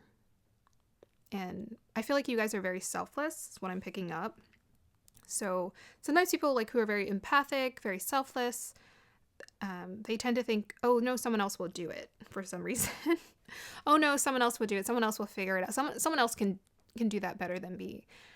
Well, what I'm being shown here is that people need your representation out there in the world so that they can feel more confident, because someone out there is looking for you to be their teacher, or the kind of teaching that you have available, not what someone else has available, but what you have available. Okay, pile number 2, I'm going to go ahead and end your reading here. I hope you guys enjoyed that. Have a beautiful day or evening. Let me know if it resonated. Bye. Hey, pile number 3, if you chose the Amazonite, then this is going to be your reading. So I'm going to start with reading your crystal first, and then, and also picking up energies, and then I'm going to read your cards. So guys, dial me into the energies of pile number 3.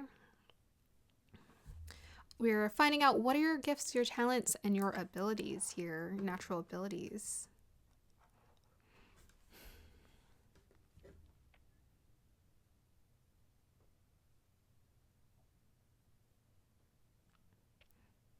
Okay. Well, the first representation I'm getting is a tree. It's a really pretty tree. It's a very nice looking tree. So part of your gifts, your abilities, and talents has to do with growth. Like, I was seeing this tree and it was kind of like going through stages. So your part of your gifts and abilities is to go through different stages in your life. To go through growth, to embrace growth, to grow, to get better at something. See, this is taking me to Purnavasu Nakshatra, which is in Gemini and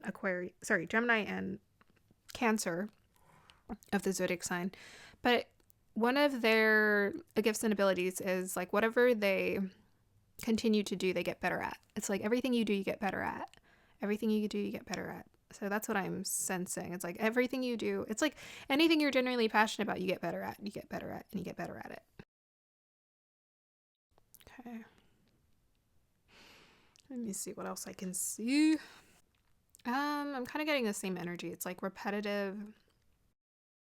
Okay, so they want me to like re-emphasize like how important it is for this pile to continuously invest into your gifts and talents and to grow them, because whatever you're good at right now, you're going to be phenomenal like at 10 years from now or 5 years from now. You're going to be like really good.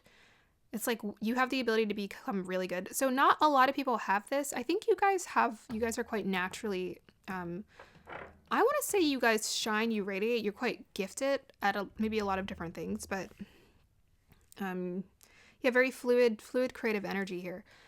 But I'm most definitely sensing like you guys have the ability. So like, let's say you have a dream to perform to like thousands of people. It's like you can easily achieve this dream so long as you put in the work for this pile, because you're actually good. You just have to continue to develop your gift, and it's going to thrive, is what I'm getting. Like, you're going to get better. It's like aging like fine. It's like aging like fine wine. That's the phrase, I believe.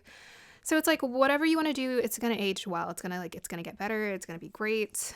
Your gifts, your talents, just continue to invest in it. It's going to continue to thrive.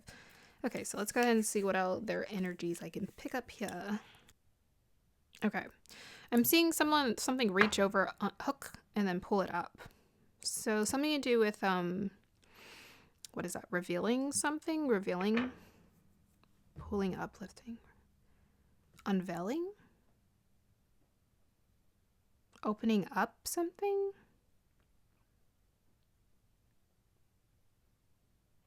Reach over inside and lift up and see what you'll find. Takes me to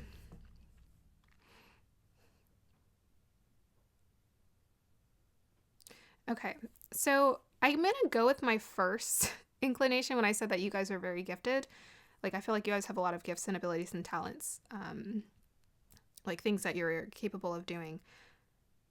So there's something about like you're like a box of gifts, like a box of chocolates. It's like you have a lot of different talents, a lot of different gifts, and you're being supported in your journey in this lifetime to pursue any one of them. Or all of them, honestly. It's like whatever you want to do, they support you and you can thrive and you can succeed at it. Okay. This looks like a creature. It looks like a really obedient dog. Calm, patient, focused. Yeah, I usually get that energy with this crystal. So I'm being taken to like a really well-trained dog. So, you know, some people, they have their dogs and they're not on leashes. Their dog's energy is super mellow, super relaxed, very calm, and obedient, and their energy is just like really nice. So I feel like this is part of your abilities. This is part of your energy, your natural talent is. I think the reason why you can develop your talents or your gifts very easily is because you focus your energy really well, and you don't get overwhelmed by excess of things going on in the world, which is really important for you because this is what you're being called to do. So this is going to be part of your main task, is making sure to calm your energy, maybe to like make sure you do some meditation so that you can tap into any flow state when it comes to whatever talents you want to bring out.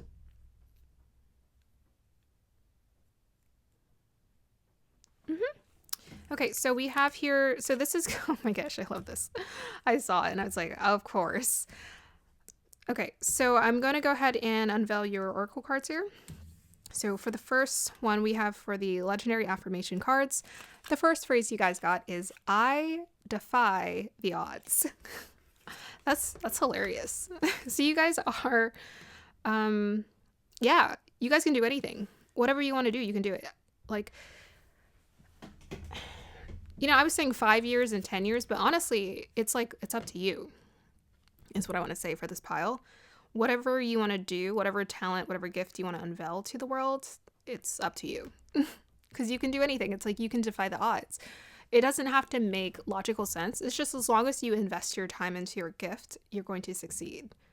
You know, as long as you continue to develop it, practice, you're going to succeed. We have here Hawthorne Light Codes, Light Immersion, Full System Upgrade, Power Recall. Okay, I'm going to have to pull the book for this one because I don't remember too much. I feel like, oh, you know what? I remember this is a woman, and she's a representation of, she was connected to the cow, which is like the sacred animal, and nourishment, which also takes me to Cancer energy, which is in, which Purnavastu is in. So isn't that interesting how all of that came back to itself? Hawthorne Light Codes, Light Immersion. So yeah, I feel like this is connected to feminine energy and creativity. And we'll get some more clues from the cards here. We have here Hathor, also known as Het Heru, which means House of Horus, is an Egyptian cow and solar goddess associated with the sky and fertility. So fertility also takes me to like you guys can do anything, because you're very fertile in terms of like what you have to do, like your ideas, your energy. You're very fertile with creative energy. All right, I closed the book for some reason. So let me go ahead and find it again. Worship of this enigmatic figure goes all the way back to the 3rd millennial BCE. Hathor is easily recognized in Egyptian art, for she often wears a sun disk on her head that is held in place by 2 horns, relating to the cow, sacred symbol of motherhood. She's the divine consort of the hawk-headed deity Horus, allowing her... Oh, she's the divine... You know what? What's weird is the twin flame of Horus is Isis. And I'm like, what? Why do all these people got twin flames? They got craziness. Allowing her to bridge this world and cosmic realms and bring in the infinite light of the sun. Okay, so this also took me to, since they called her the divine consort, it also takes me to Vishaka energy, which is in Libra and Scorpio. And Vishaka is a very creative, very, very, very creative sign. Because they're the spiritual material energy. So they're able to manifest like pretty powerfully and work from a lot of strong feminine energy, strong feminine creative energy. Their energy is very magnetic, alluring, mesmerizing. Okay, moving forward. So we have here allowing her to bridge this world and the cosmic realms. Yeah, oh my gosh, that's weird. I read that and I didn't even actually pay attention. But that also takes me to, again, Vishaka Nakshatra, which is about manifesting, because it's connected to strongly the material plane and the spiritual plane. So infinite light of the sun, that takes me also to like lots of creative energy, very fertile. In this gateway, Hathor is the figurehead of an intergalactic race of beings called the Hathors. There's a good chance that the ancient Egyptians were in touch with this divine race. Okay, I'm not going to read all that. Okay, haha, this is it. Their divine mission is to activate light upon the earth, interlinked with both the energy of the central sun and Venus. They bestow solar light blessings and ignite the energy of unconditional love within. When you receive this light card, know they are ushering in great blessings. This is a light immersion. You are experiencing a full system upgrade. The infinite solar light of the Hathors is surrounding you now. This is a time of expansion and excitement. You are filled with unlimited potential. So there you go. You guys have unlimited potential. You have no cap. The gifts that were once in the darkness are now being brought into the light. And do you know how I got a vision of like a hook lifting up like a panel or something, and it was like lifting up a wooden board, and it was taking me into like a basement is what I was seeing. So this is what it was trying to tell me. The gifts that were once in the darkness are now being brought into the light. The parts of yourself that were once hidden are now being seen. Life is being restored. If you have been experiencing sluggishness or tiredness, this is now being washed away. Something ancient has awakened within, and you are remembering why you are here. Welcome home to your light. Okay. Yeah, you guys have a lot of gifts and abilities. It's just about allowing yourself to get curious and really open up and unveil what's there. We have here the strength card. You guys got the strength card. And they kept talking about the central sun, Venus, which is that feminine creative energy. So we have the sun and we have Leo here. Inner strength, courage, bravery, confidence, compassion, taming control. Take control, overcoming self-doubt, focus. There you go. Focus, persuasion, influence. Strength begins with the choice to be kind to myself. Yeah. And then we have the number 8 here.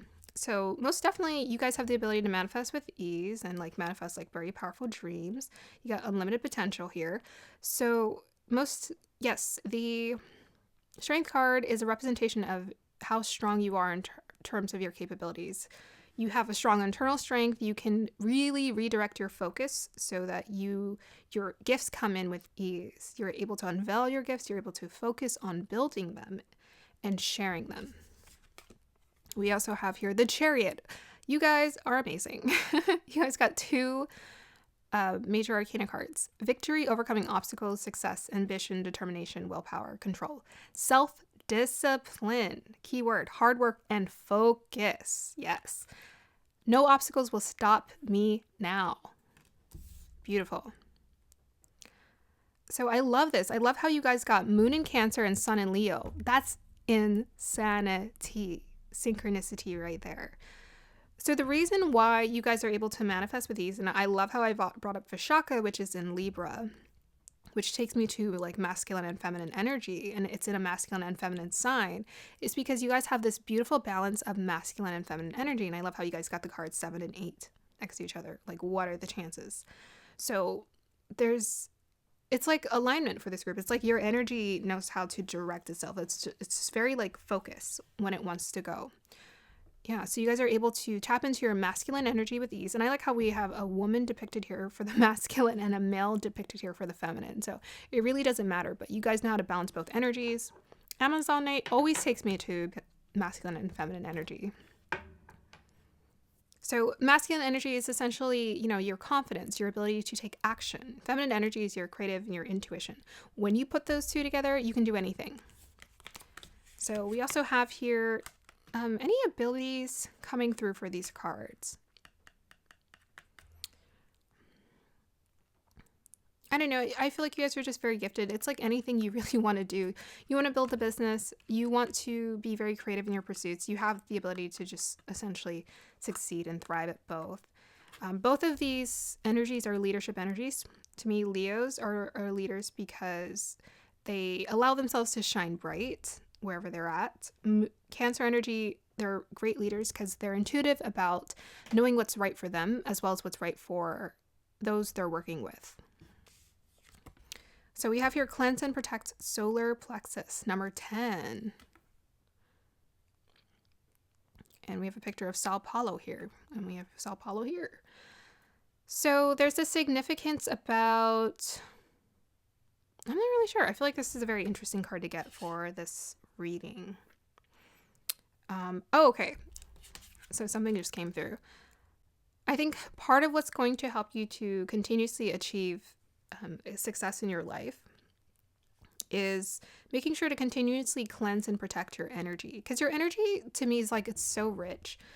You have so much to offer to people. You have so much talent, so much gifts, so much brightness to offer the world. You want to make sure you're cleansing your energy.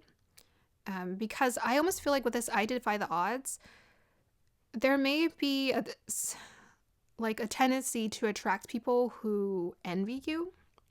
So that's something you want to watch out for, because maybe there's like a natural confidence about you here with the Sun in Leo and the solar plexus energy. There's like a natural confidence about you. You want to continue to guard that, because that confidence is what's leading you. I'm most definitely like picking up this energy of like your guides and your angels most definitely want you to know right now, protect this energy. If you feel confident in something, or if you're needing to rebuild your confidence or build your confidence, do it. Because it's like once you build that confidence, there's no stopping you. There's no stopping you. And you're going to have to continuously do this, because I think you guys are just very gifted. I'm picking this up to the point where I think people are going to be sort of envious of your energy or envious of what you have to offer. And so therefore they might, I don't know, come for you, basically.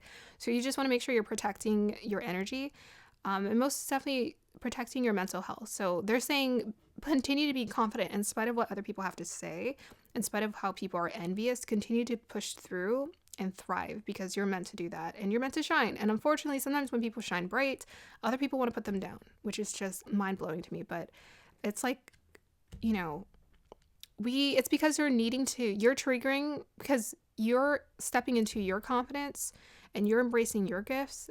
That might trigger other people's lack of confidence. So that's going to be a very important part of your journey. So we also have your Sagittarius, clarified by Saturn. Yeah, you guys got the work ethic. So to me, Sagittarius always takes me to, it's like freedom, right? Exploration, optimism. That's your energy.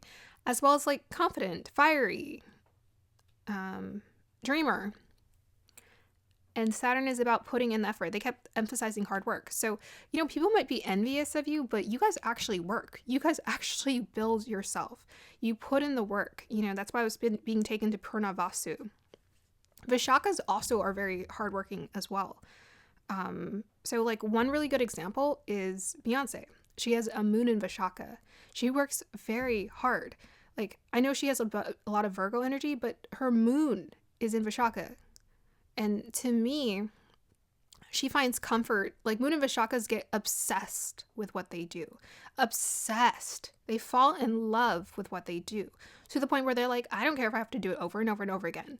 But they're weird because they're the ones, I've read this. They make things that are hard look easy, and they somehow do the easy things the hard way.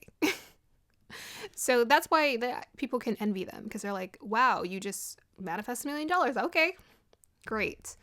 So you guys most definitely with the Sagittarius and Saturn, to me, it's like you have the ability to like really bring in success with ease in your life, because you live on this high of just doing things that you're passionate about, things that make you feel free, things that you really want to explore.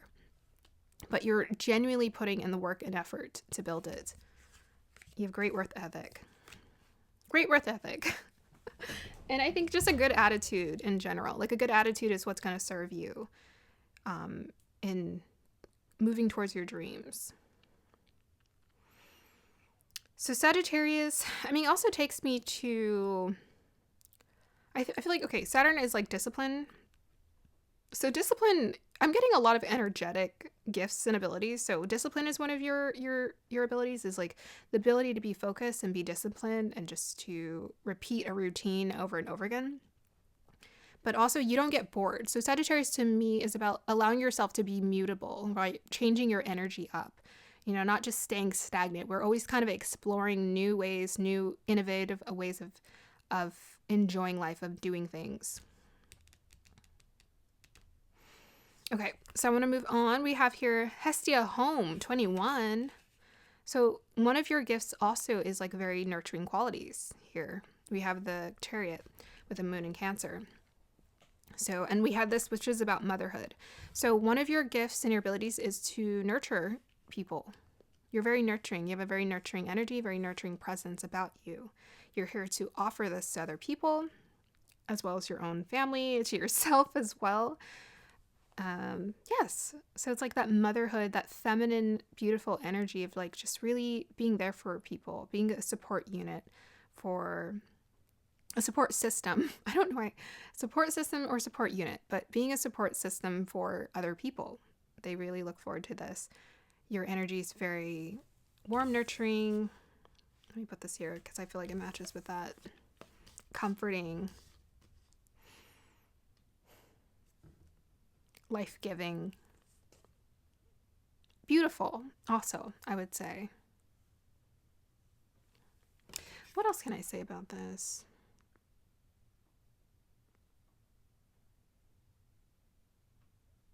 Oh, she has like a sun crown around her head, and they kept talking about the central sun. So I feel like you really become the central sun in the lives of those who really matter to you. This is what you're being called to experience. Okay, so let me go ahead and move on. Next card we have here is Visionary. Oh my goodness. Capacity, and I just saw 22 on the clock. Capacity to envision what is not yet conceivable to others. Willingness to proclaim a vision without regard for personal gain. Yeah. So, because I feel like you guys are very creative, you may actually legitimately create a beautiful home, and that's very important for you. But there you go. That's one of your gifts you have available to you, whatever you want to do. But you're a visionary. So you know how I said in the beginning of your reading, whatever you want to do, there you go. Whatever you want to do. It's like whatever you envision yourself doing is what you're here to do. Whatever you envision yourself creating is what you're here to do. You can envision it. You can imagine it. With that Sagittarius energy, imagine it, dream about it, and then put in the effort and manifest it. So 22 takes me to the master number, and I like how we got 21, but 22 takes me to, the master number 22 is about like being a visionary. It's about being very creative, innovative, a dreamer, allowing yourself to live a life where you're free to choose, you're free to explore, you're creating the path for yourself. Visionaries are also in a way natural leaders because they're about innovatively creating a new life. Let's go back to Beyonce because I think she's awesome. She very much lives a life that is of her own vision, right? The vision that she's trying to create for herself and her family. You know, she has a very specific, she's very strong in her vision and her mindset of what she wants to create. So make sure, again, you know, you're taking the time to explore this and give into this for yourself and be like, I can create whatever. It's like whatever life you want to create is what you're here to create. You know, it's something that hasn't been done before with that visionary. You guys are the originals. So we have here Mary Magdalene. Ooh, I've never gotten this card in a pick a card reading. Mary Magdalene, teacher awakens. You have something important to share. Follow the inner call. Don't let anything stop you. Look at that, guys.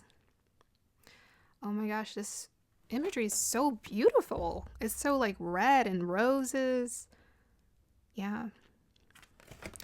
So again, this pile, your energy is very beautiful, very alluring, very magnetic. Most definitely invest in bringing that out of you. Don't shy away. Okay, let's go ahead and read up on Mary Magdalene. But this is just like emphasizing, again, you have something important to share. And I think that's why I talked about that story of like how sometimes people think, oh wait, did I bring that up for this group? Anyways, share your gifts with the world. The world needs to see it. Don't hide it away. Follow that inner call. Don't let anything stop you. Yeah. No obstacles will stop me now.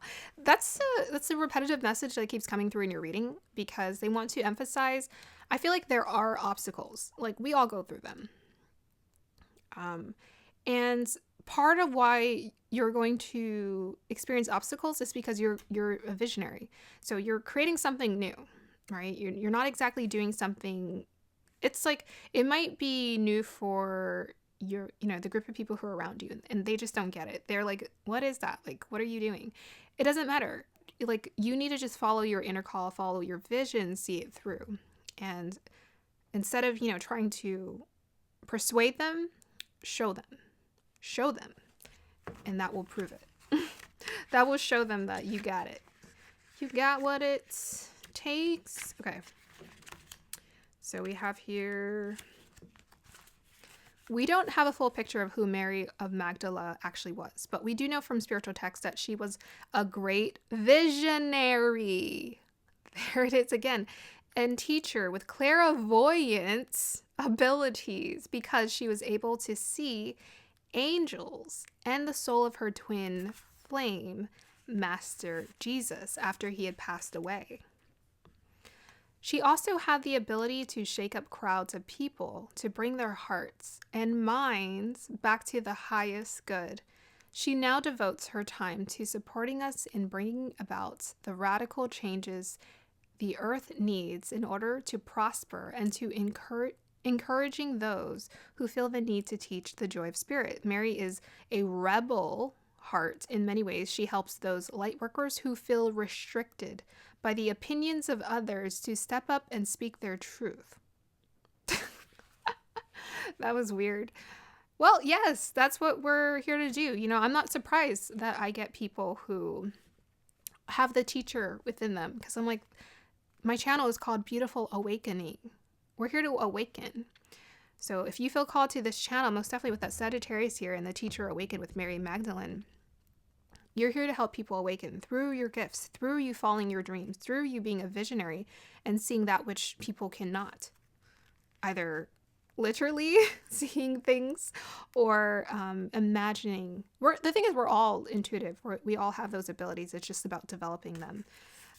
But you don't have to literally see angels. You might just see the future. And that's how your visions come to you. You have a strong desire to share what you have learned. You may feel people will dismiss you or ridicule you, but don't worry. Mary Magdalene is here to guide you through this process. Your vulnerability is actually your greatest strength because you are trusting the power of your soul, and that part of you can never be broken. You are a wonderful teacher and a leader, and the world needs you. You're being backed by heaven, so step forwards and share all that you've learned. Wow. Okay, so that was very direct. So there you go again. That's one of your other beautiful talents, is you have the ability to reassure people and guide them and be a leader to those who need to see what light they're here to bring. And that most definitely is reflective of the Hawthorne light codes as well. Okay, so clarifier on this pile's natural gifts, abilities, and talents guides. I thought I was you know what's funny? I was like, intuitively, I was like, oh, I really want to do a spiritual energetic read today and just like tap into the energies. But then, when I was thinking about the reading, and someone else did like similar reading, I was like, oh, okay, I want to sink into like other people's gifts too. I want to see what their talents are. But I'm getting a lot of spiritual energy for all of these readings. Yeah, all of them. So anyways, moving on. We have here Jupiter in Gemini in the 11th house. So Jupiter is a planet of blessings and gifts. So most definitely this pile, you are gifted. Gemini to me is like you guys are multi-talented. So you guys have a lot of different abilities. Remember how I was talking about Purnavasu, which is in Gemini and Cancer, when you have your Gemini. So again, you guys are most definitely gifted, talented in many different ways. And it's like whatever you put your mind to and you work on consistently, you get better at. Like expansively. We have Jupiter here. So it's like whatever you put the effort and energy into, you expand. It like does this. 11th house, to me, that's a powerful house for Jupiter to be in because it's a house of abundance. It's a house of pleasures. It's a house of networking. It's essentially the height of status, wealth, and like all of that on a high level. So I'm most definitely feeling like success is one of your talents and gifts. It's like you have the ability to achieve like what you want, what you desire. But what's also obvious here with that Gemini in the 11th house is you have the ability to connect with people. And I think brighten their life, brighten their energy, make them feel optimistic and hopeful just through you sharing your gifts and sharing what you have to say. With that Gemini energy, sharing what you have to say, sharing what's important to you, what matters to you, your vision. So, yeah, we have 2 and 1, which takes me to the number 2 and 1 adds up to 3, which again takes me to Gemini.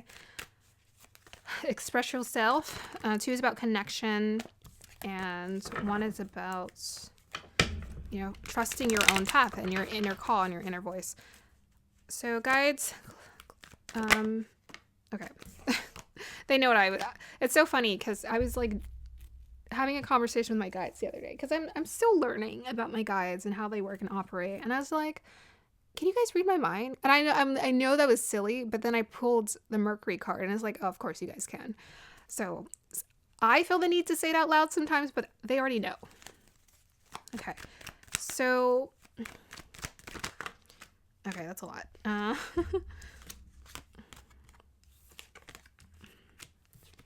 Okay, so I have here the King of Swords, the Magician, Page of Wands, and the Hangman. Why do I always get stuck on that one for some reason? The Hangman. Okay, so yeah, communication is one of your abilities, but to me, the King of Swords, he's very strategic. He knows how to create success by being in a place of neutral, right? He's not overly emotional. He's just strategic. He's like, okay, we need to get this done and get this done. He has like a kind of detachment about him. So this is why you're able to succeed, is because you're able to create a sort of detachment when it comes to you focusing on like whatever you need to do, whatever tasks need to be completed and taken care of. Okay, we also have, it's like you're focused on the task. You just focus on the task. You're not focused on anything else. We have the Magician, and I kept talking about you guys can manifest with ease. There's a confirmation. Also, again, multi-talented. He has the Pentacle, the Cup. He has all of it, right? The Pentacle, the Cup, the Swords, and the Wands. We also have here the Hangman. So this is about going with the flow.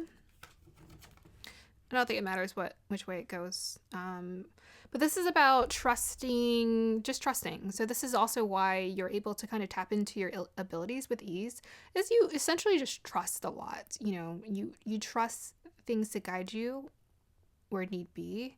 You surrender to the magic of the universe and get lost and in tune with your gifts. And then the Page of Wands to me is about, it's like that fiery passion energy you have to follow through, be adventurous, no doubts. If you allow yourself to be impulsive, take action, and jump into your desires and your dreams, this is what your guides want you to do. Okay, so any more clarifiers about this pile's natural gifts and abilities, guides?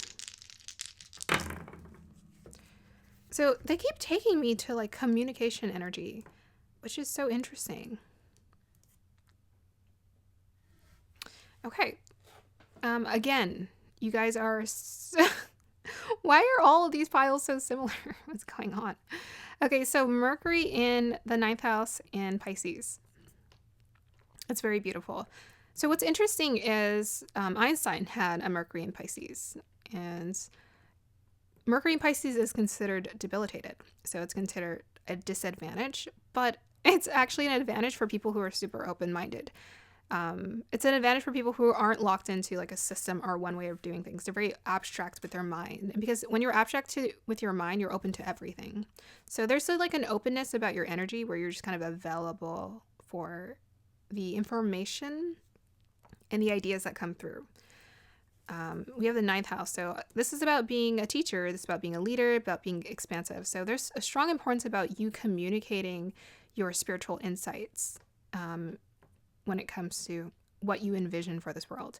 You're very much the teacher awakened. You're very much being called to be the teacher awakened. You're very much called to guide people in their spiritual journey with that Pisces, and just like open their mind.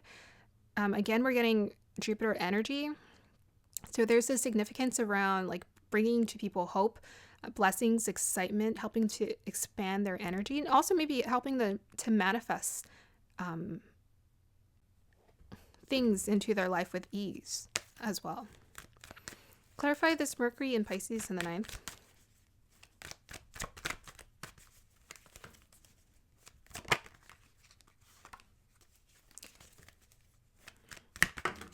Oh, you guys also might, there might be a significance around, because we have so much about communication, around your voice, your throat chakra, your ability to sing as well, or write. You can write things that help people to open their mind as well. Maybe you're a very creative writer with that Mercury in Pisces, very creative writer, abstract thinker, in terms of how you communicate these ideas. Okay. So it's kind of communicating the same energy. So to me, the Knight of Pentacles is about, putting in the effort and the work. It's like, yes, I know it takes time to develop our abilities, but you guys actually do put in the work because you're trying to reach a level of mastery here with this 8 of Pentacles. Clarify this. Well, this was clarifying this energy, wasn't this? It was.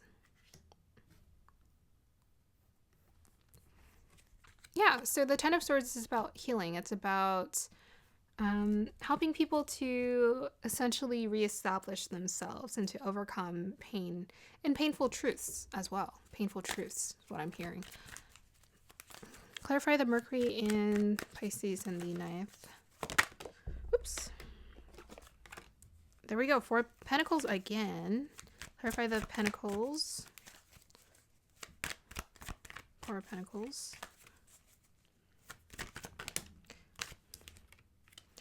10 of Cups and Page of Swords. Yeah. So you're here to help people create a lot of fulfillment in their lives through understanding the value of life itself. 4 of Pentacles, I mean, it takes me to essentially creating a stable foundation for themselves, but through their emotions, like tapping into their emotions to essentially re-hardwire themselves to think differently, see things in a different light. open their mind, basically. Okay, so we'll go ahead and do a alignment message, and then we'll end this reading. Alignment message for pile number 3, please.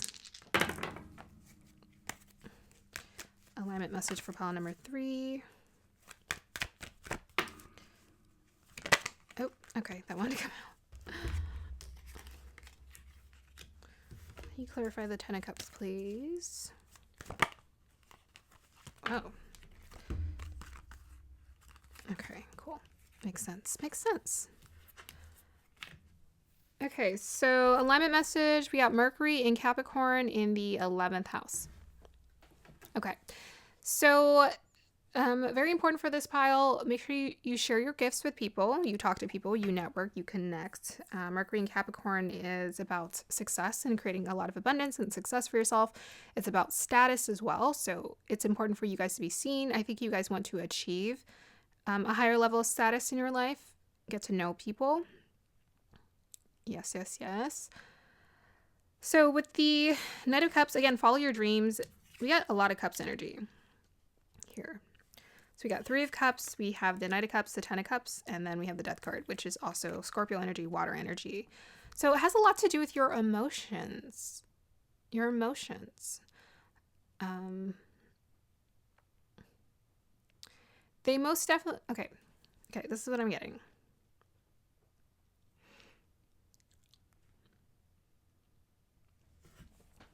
I'm hearing, allow yourself to be happy. This is important. Allow yourself to be happy, to celebrate life. I'm getting a sense that this pile, you're most definitely being called to experience. We talked about divine love, right?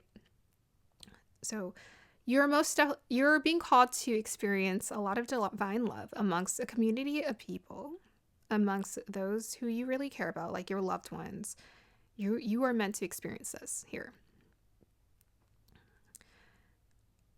What I would recommend is for you to get in tune with your guides and putting out this simple intention.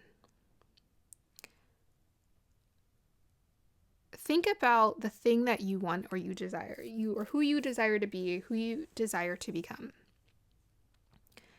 And say this prayer or express it with your words. Guides, what do I need to do to become blank?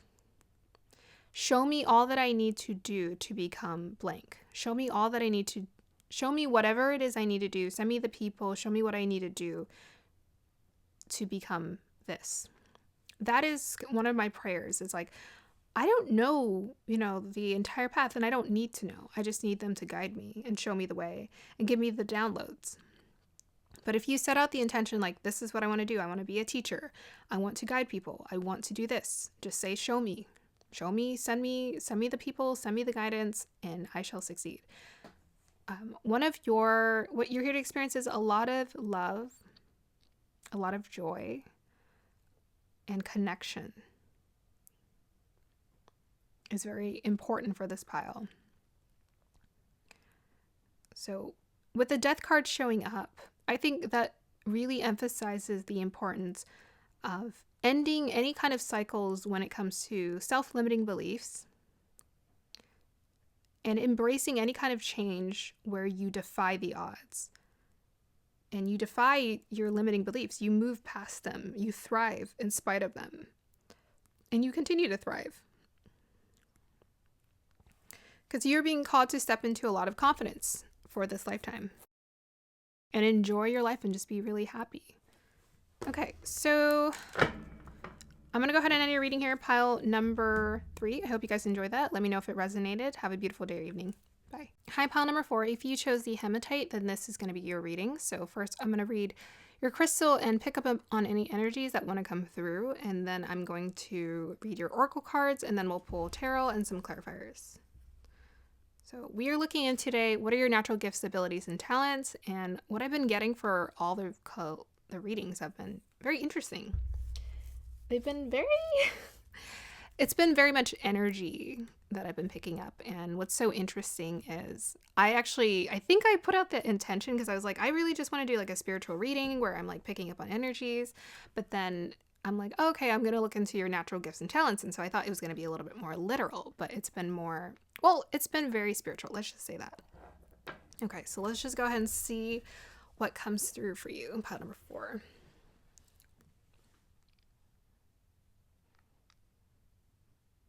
Okay, so the first imagery I'm getting is like a horse running through a field. Gives me a sense of like fast movement as well as strength, stamina, beauty. I feel like horses are very beautiful. They're naturally beautiful animals. Maybe this is you when you're working and you're creating something. It feels very freeing and natural and effortless, like running, like a horse running. Okay, it's so interesting. I keep being taken to animals.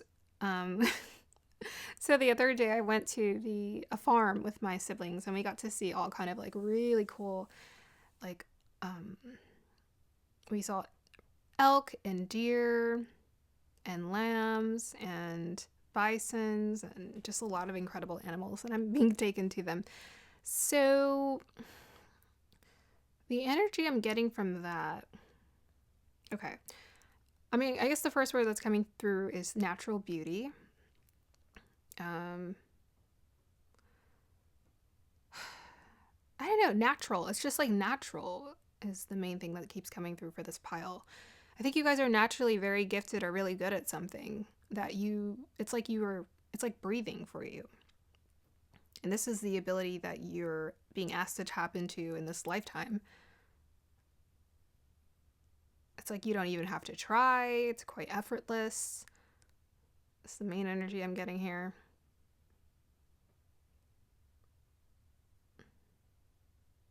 It might have to do with like, I don't know, I'm getting maybe like fire energy as well as maybe pentacles, something about being in your body. I do keep seeing a body, or a body, yes. So there might be something significant about like being in your body. It makes sense, this is hematite, but something about being in your body that's very important for this pile. Like maybe you're just very good at being in your body, athletic, agile. Maybe you're quite, you have a lot of energy to give physically, to build, to create, to do. Stamina, strength. You could, yes, maybe dancing, expressing yourself some way creatively with your body is important. Okay, let's see what else wants to come through. I'm also getting a playful energy, so I don't know, I was seeing something, I don't even know how to describe, but it made me think of like playful energy, kid-like energy, inner child energy as well. Okay, let's see what the crystal wants to reveal to me. It's quite cold. Sensational. So the first word that's coming through for you is sensational. I think there's something about your gifts that it awakens the senses for other people,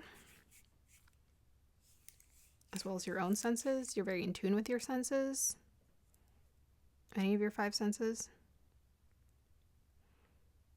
Okay, let's see.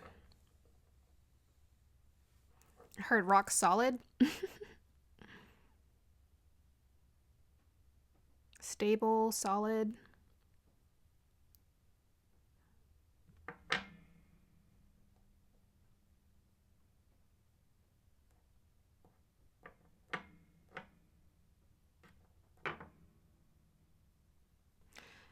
I also feel like once you figure out a path or you choose a path, you're very fixed on that path and you just go for it.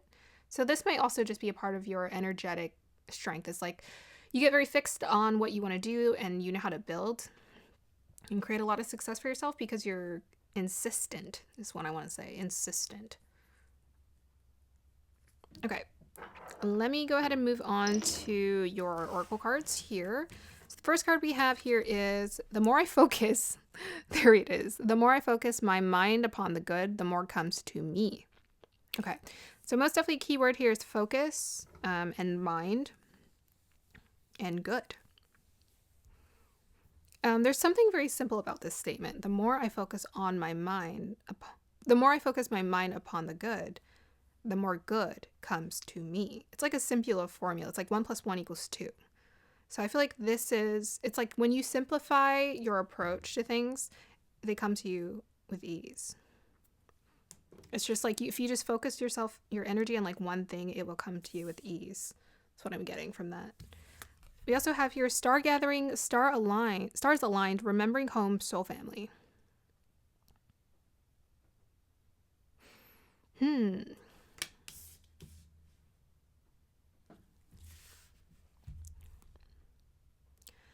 So part of your natural gifts and abilities is finding your soul family, finding your people, finding your community. Maybe that's why it's also being taken to the animals, because the animals we saw, there wasn't just like one elk, there was like 40 elk. There wasn't just one deer, there's like 50 deer. It was so many of them. So there's like maybe like a magnetism, or you're just being called in this lifetime to find your community, find your soul tribe. Just be reassured that this is part of your destiny. This is part of what you're able to do. It's going to happen, is you're going to be able to just keep attracting your soul family and those who you feel naturally aligned with. Okay, so let me go ahead and look at the the book, so I can learn more on this card. There's something powerful about looking up into the midnight sky, seeing that the vast openness, we recognize that we are part of something that is beyond our understanding. This card brings that feeling directly to us, that feeling of utter connectedness to the stars, where we fall in and out of the dream state and wonder about the meaning of life, the universe, and everything. Star gathering is a powerful card. It's the energy of home. Before we join the cycle of life as a human being, we are part of the cosmos, and that feeling of being connected to the stars is a memory of what we were before. This card reminds us that we have star power and star potential, but we are not the only star in the world, for when we switch on our lights, we attract more star energy and even our own star family. Okay, so there's a huge hint there. Turn on your light. Turn on the light. The more you focus on the good, the more good comes to me. So very magnetic energy. It's like whatever you focus on, you get to experience. So the more you focus on good, the more good comes to you. That's actually one of my foundational beliefs, is I believe I attract, the energy that I put out. And that's just one of my foundational beliefs. And I think for you, this is very vital to your journey. The stars have aligned. You have found the lost pieces of yourself, and your energy, and now is your time to shine. You are magnetic, attracting people, energies, and opportunities that will allow your dreams to unfold. There's that word, magnetic. This is a time of wishes fulfilled. All of your dedication, focus, and dreaming has paid off, and now you can reap the rewards. It is important for you to know that this plane of existence is your rightful place, and not to spend too much time trying to transcend this reality, for you choose to be here at this time. Make the most of this powerful opportunity. If you are feeling particularly connected to certain individuals at this time, it is because you're finding your star family, beings you connected with before you entered the cycle of physical incarnation. And as long as you are connected to yourself, you are home. Yeah. So I guess that's why I was saying the animals. That makes a lot of sense, because they're just all amongst each other, and there are so many of them. But they looked so safe and so comfortable in their habitat. They looked well taken care of. And most definitely, I think this is what's being activated in your energy right now. So very powerful. Okay, so we also have here foresight. Oh, sorry, I read that wrong. I meant to say 3 wands, but then I saw the foresight word. So we have sun energy, Aries energy, sacral chakra, travel, moving abroad, foreign land, foresight, forward planning, moving forward, self-confidence, self-belief, freedom, success, happy with choices, outcome, hard work paying off, experiencing life. Okay. So most definitely this card takes me to, well, again, this is kind of connected to, like, 3 of Wands is like this expansiveness and like looking at the stars and seeing beyond and seeing more, and the open land and the free land and going places. So one of the things you may be called to do is travel and trust in that. If you're feeling called to a specific place, I guess this is showing up in your reading as your natural gifts and abilities. These readings are kind of weird. I feel like I have to rename it something different because I'm like, wait a second, what is coming through here? But yes, so like one of the things that, for the Three of Wands, I always get like Sagittarius energies, like, or the ninth house energies, like being open to explore new things, new adventures, new ventures. So that's one thing that you are called to do. I feel like with a horse running, it's like explore the world, go out there, explore, trust it. The universe will catch you. They'll show you the way. We also have here ritual self-devotion, third eye chakra 24.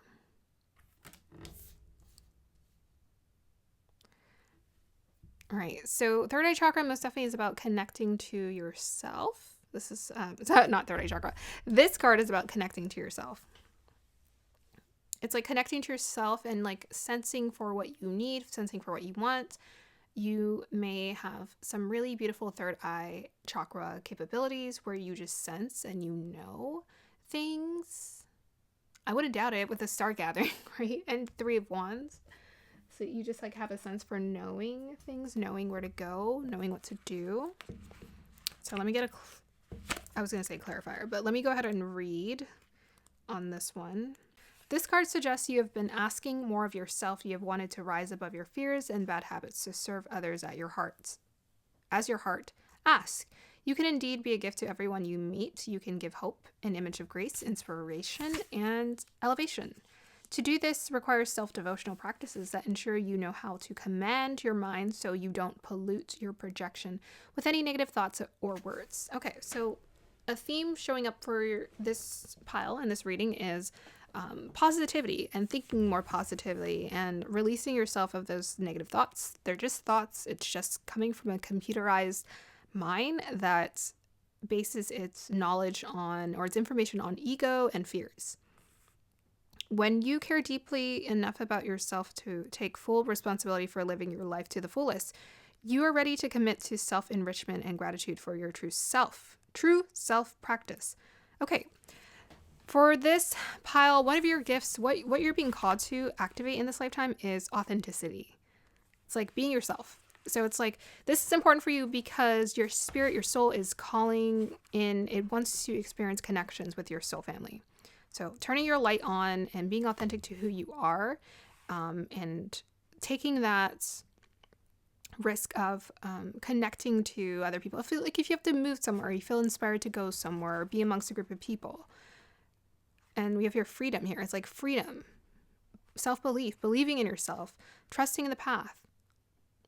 Then you're going to surprise yourself.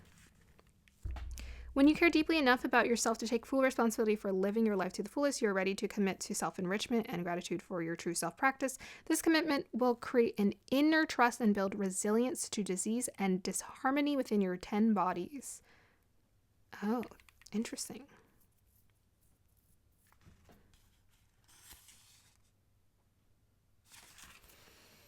Okay, so let's go ahead and move forward to your next cards. We have here Capricorn.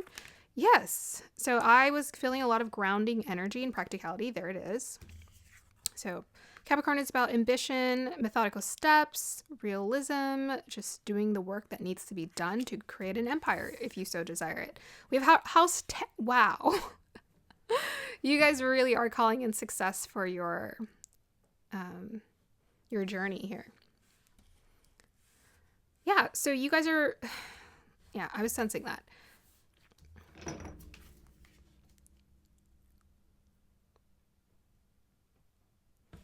So you guys are calling in a lot of success for this lifetime. So discipline is important. This is part of your gifts. You have the ability to really ground and to manifest huge desires and huge success and create a lot of material success and status for yourself. We also have here Trine, angelic support, harmony, and perfect flow. Wow, beautiful.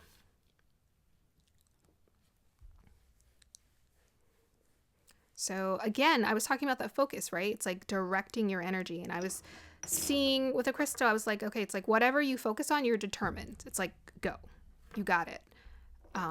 And so as long as you're also pursuing, these big dreams and desires from a place of really loving it and enjoying it, you are very supported. You guys are supported in finding your soul tribe. You're very supported in creating a path of success for yourself and succeeding. And they just need you. They want to bring some extra reassurance to you. Like, you know what you need to do. You sense for it. You're being supported here.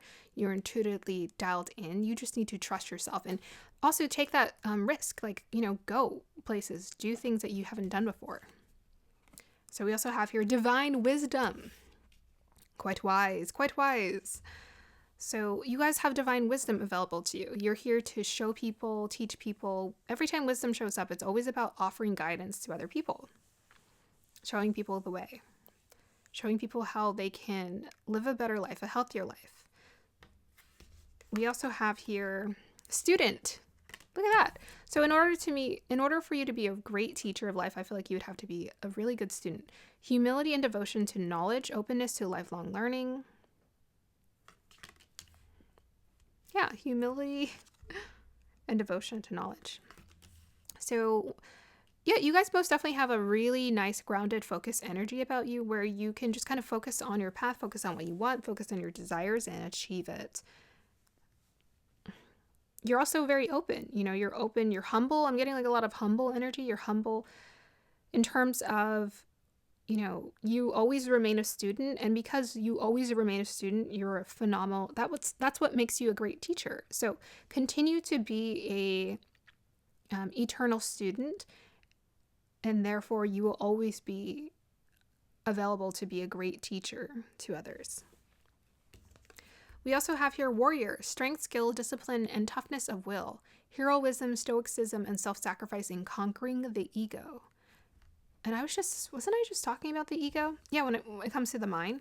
So what you're also being called to do is like move through life with a warrior-like spirit, like a determination, a fierce determination. You have a strength of skill and discipline. So I feel like this discipline translates so well into material success and abundance that you're creating for yourself, as well as the spiritual energy, that feminine energy of like learning and educating yourself on how life works, how you can operate better and make better choices in your life. Also, without question, with a Capricorn 10th house and Sophia Divine Wisdom, you guys have the ability to be really trustworthy and phenomenal teachers to those who need your guidance. Lastly, we have here Radha Soul Flame. Rediscover a lost part of yourself. Experience relationship harmony and healing. And the trine also is about relationships as well. It's about attracting to you relationships and experiencing relationships that are in beautiful harmony. So you guys are most definitely meant to experience healthy, loving relationships where people are supportive of each other. So Radha is it's actually the sign of or connected to Vishaka. So after Radha comes Anuradha, which is in Scorpio, but before that is Vishaka, which is Radha.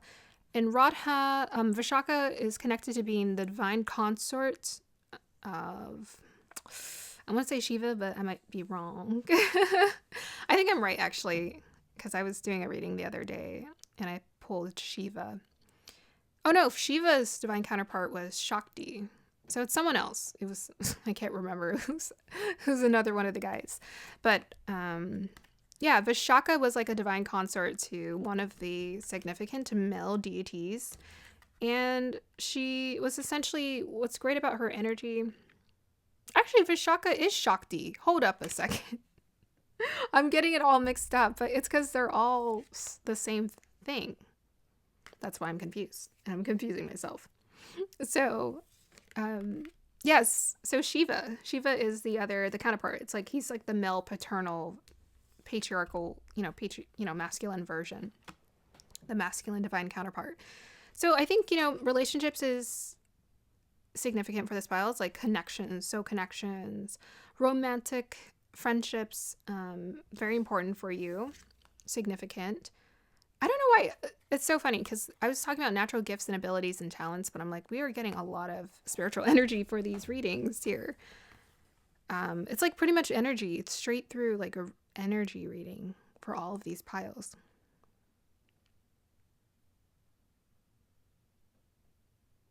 Okay, I'm going to go ahead and read the book for this one, and then I'm going to go ahead and pull some clarifiers on your gifts, and then we'll do an alignment message and end the reading here. So 4 and 7 add up to 11, which is about self-mastery. 4 is about grounding. 7 is about divinity. 2 is about connection. 4 is about grounding. And 2 and 4 add up to 6, which is about following the heart. And I just opened the book to Heart of Source, which is interesting. And it says all-encompassing love, unconditional acceptance, and serenity. And I'm holding the wrong book. Moving on to the other book. Yeah, it says here, the Hindu goddess Radha is the divine feminine counterpart to the, twin flame of Krishna. She's considered to represent Shakti. Sorry about that. It was Krishna, not Shiva.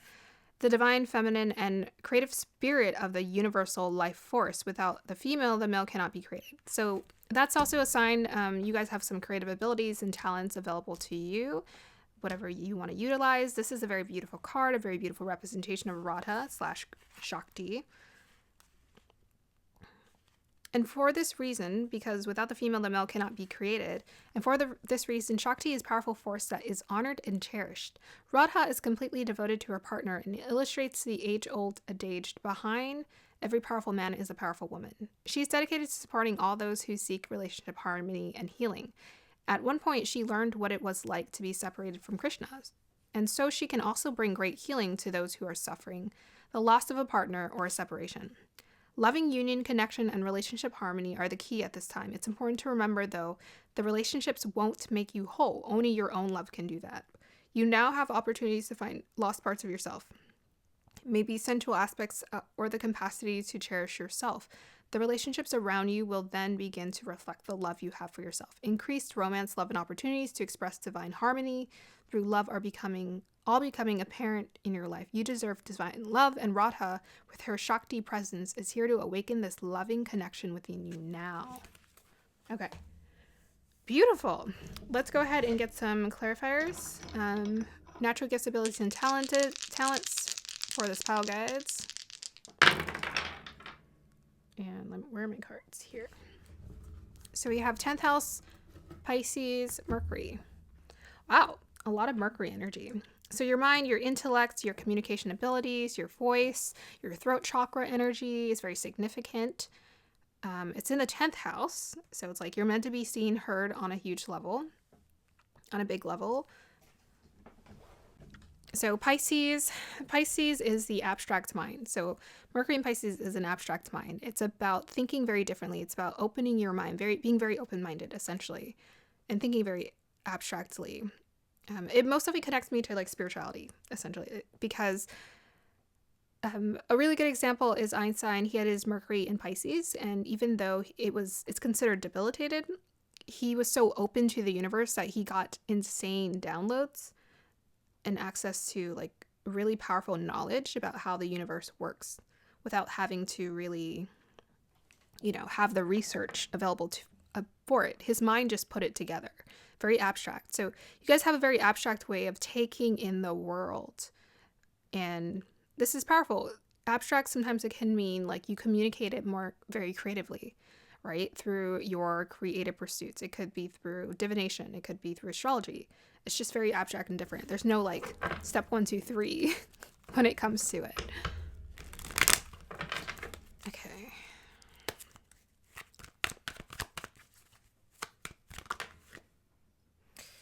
Wow, all of these energies are very similar. We should have just did one reading.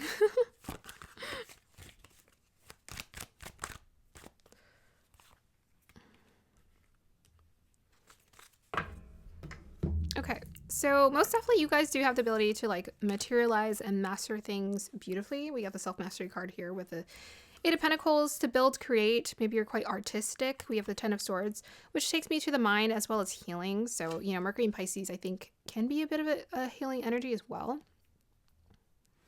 So like you do a lot of healing through the mind. You're here to heal the mind. And they kept talking about negative thoughts, negative energy. So it's like, it's you, because you're able to process this on your own and you've had to, you can help other people process their negative thoughts as well, so that they can step into their confidence. And this is your strength as well with the strength card, is being able to step into your confidence, being able to tame your fears, step into your confidence and to shine no matter what. When you shine bright, so do other people. And Seven of Wands is about following your own path, about following your own path and trusting yourself, going your own unique route. So Seven of Wands, it also connects me to the warrior here. It's like you have like a warrior spirit. You're here to advocate for something you really believe in, something you're genuinely very passionate about.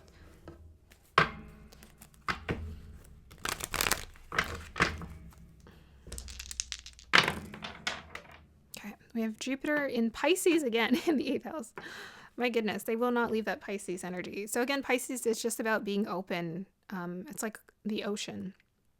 And we have the ocean, like the water here in this card. So it's about being like really open to the expansiveness of the universe. We got Jupiter there. I mean, that's a double whammy, super powerful. And it's in the 8th house of occult knowledge. So yeah, you guys are most definitely being called to in this lifetime experience and open your mind to the possibilities of what can be created. And to me, Jupiter and Pisces in the 8th house is very much, I feel like, a very abundant energy, because Jupiter is about gifts, wealth, and it's in the 8th house of investments.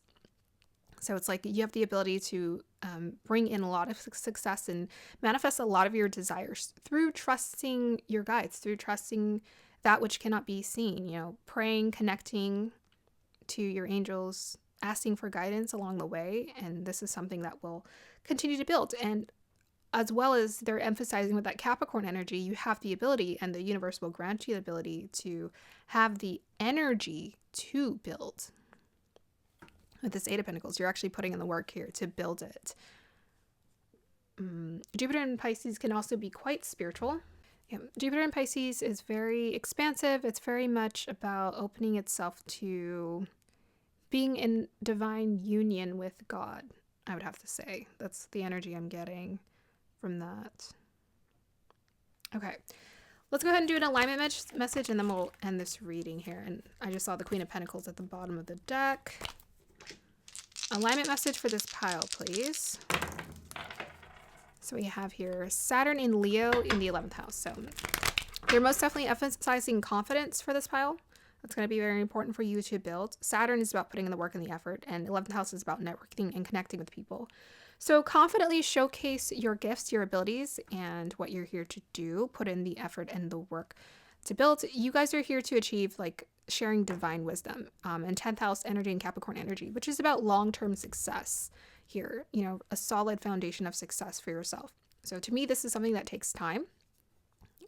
But most definitely with that Saturn in 11th house, you're being supported to be disciplined in your connections as well. Be very disciplined in your connections, as well as patience. It requires, like, relationships require emotional stability. So that's going to be important for you to take on, is emotional stability, to create stability and manifest stable relationships and connections and harmonious partnerships. And then the Leo energy is about stepping out, you know, shining bright, being confident about what you're here to do.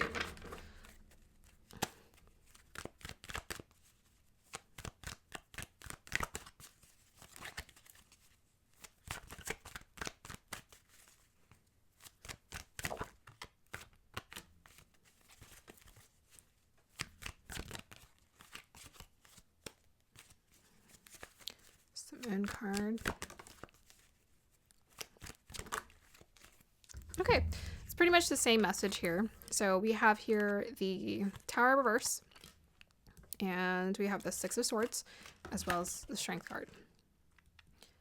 So Tower reverse is always, it always takes me to that energy of like a makeover. It's like a makeover because it's like, as opposed to the Tower upright where change is shaking up in your life, this is intentional change. This is where you say, I want a makeover. I want to change my life. So you guys are being embraced to, I think the message that was coming through is like you can be positive. Like the light, the energy, the beauty that you want to experience on the other side is absolutely available. You just have to intentionally move towards that change yourself. So, most definitely work with your guides to talk about, okay, what do I need to do today? Just set the intention. Like, I want change, show me the way. I want change. I want to experience more love, more divine love, more connection, more success in my life. What do I need to do? And listen. And then start to transition, that Six of Swords, transition, start to do the moves, start to take the actions towards what needs to happen. I feel like when it comes to planning is so, which is interesting because we got Three of Wands, which can be about planning. But to me, planning is just so overrated. I think it's important to know what you're doing and to be responsible, but at the same time, don't plan too hard to the point where you don't take any action. Just plan enough steps where you feel motivated. So if you overplan, you might be undermotivated to take action. So don't overplan, try to just do enough steps where you're like, okay, I can do that, and feel confident about those next few steps and proceed forward and stand out. Okay, so pile number 4, I'm going to go ahead and end your reading here. Let me know if it resonated. I hope you have a beautiful day or evening.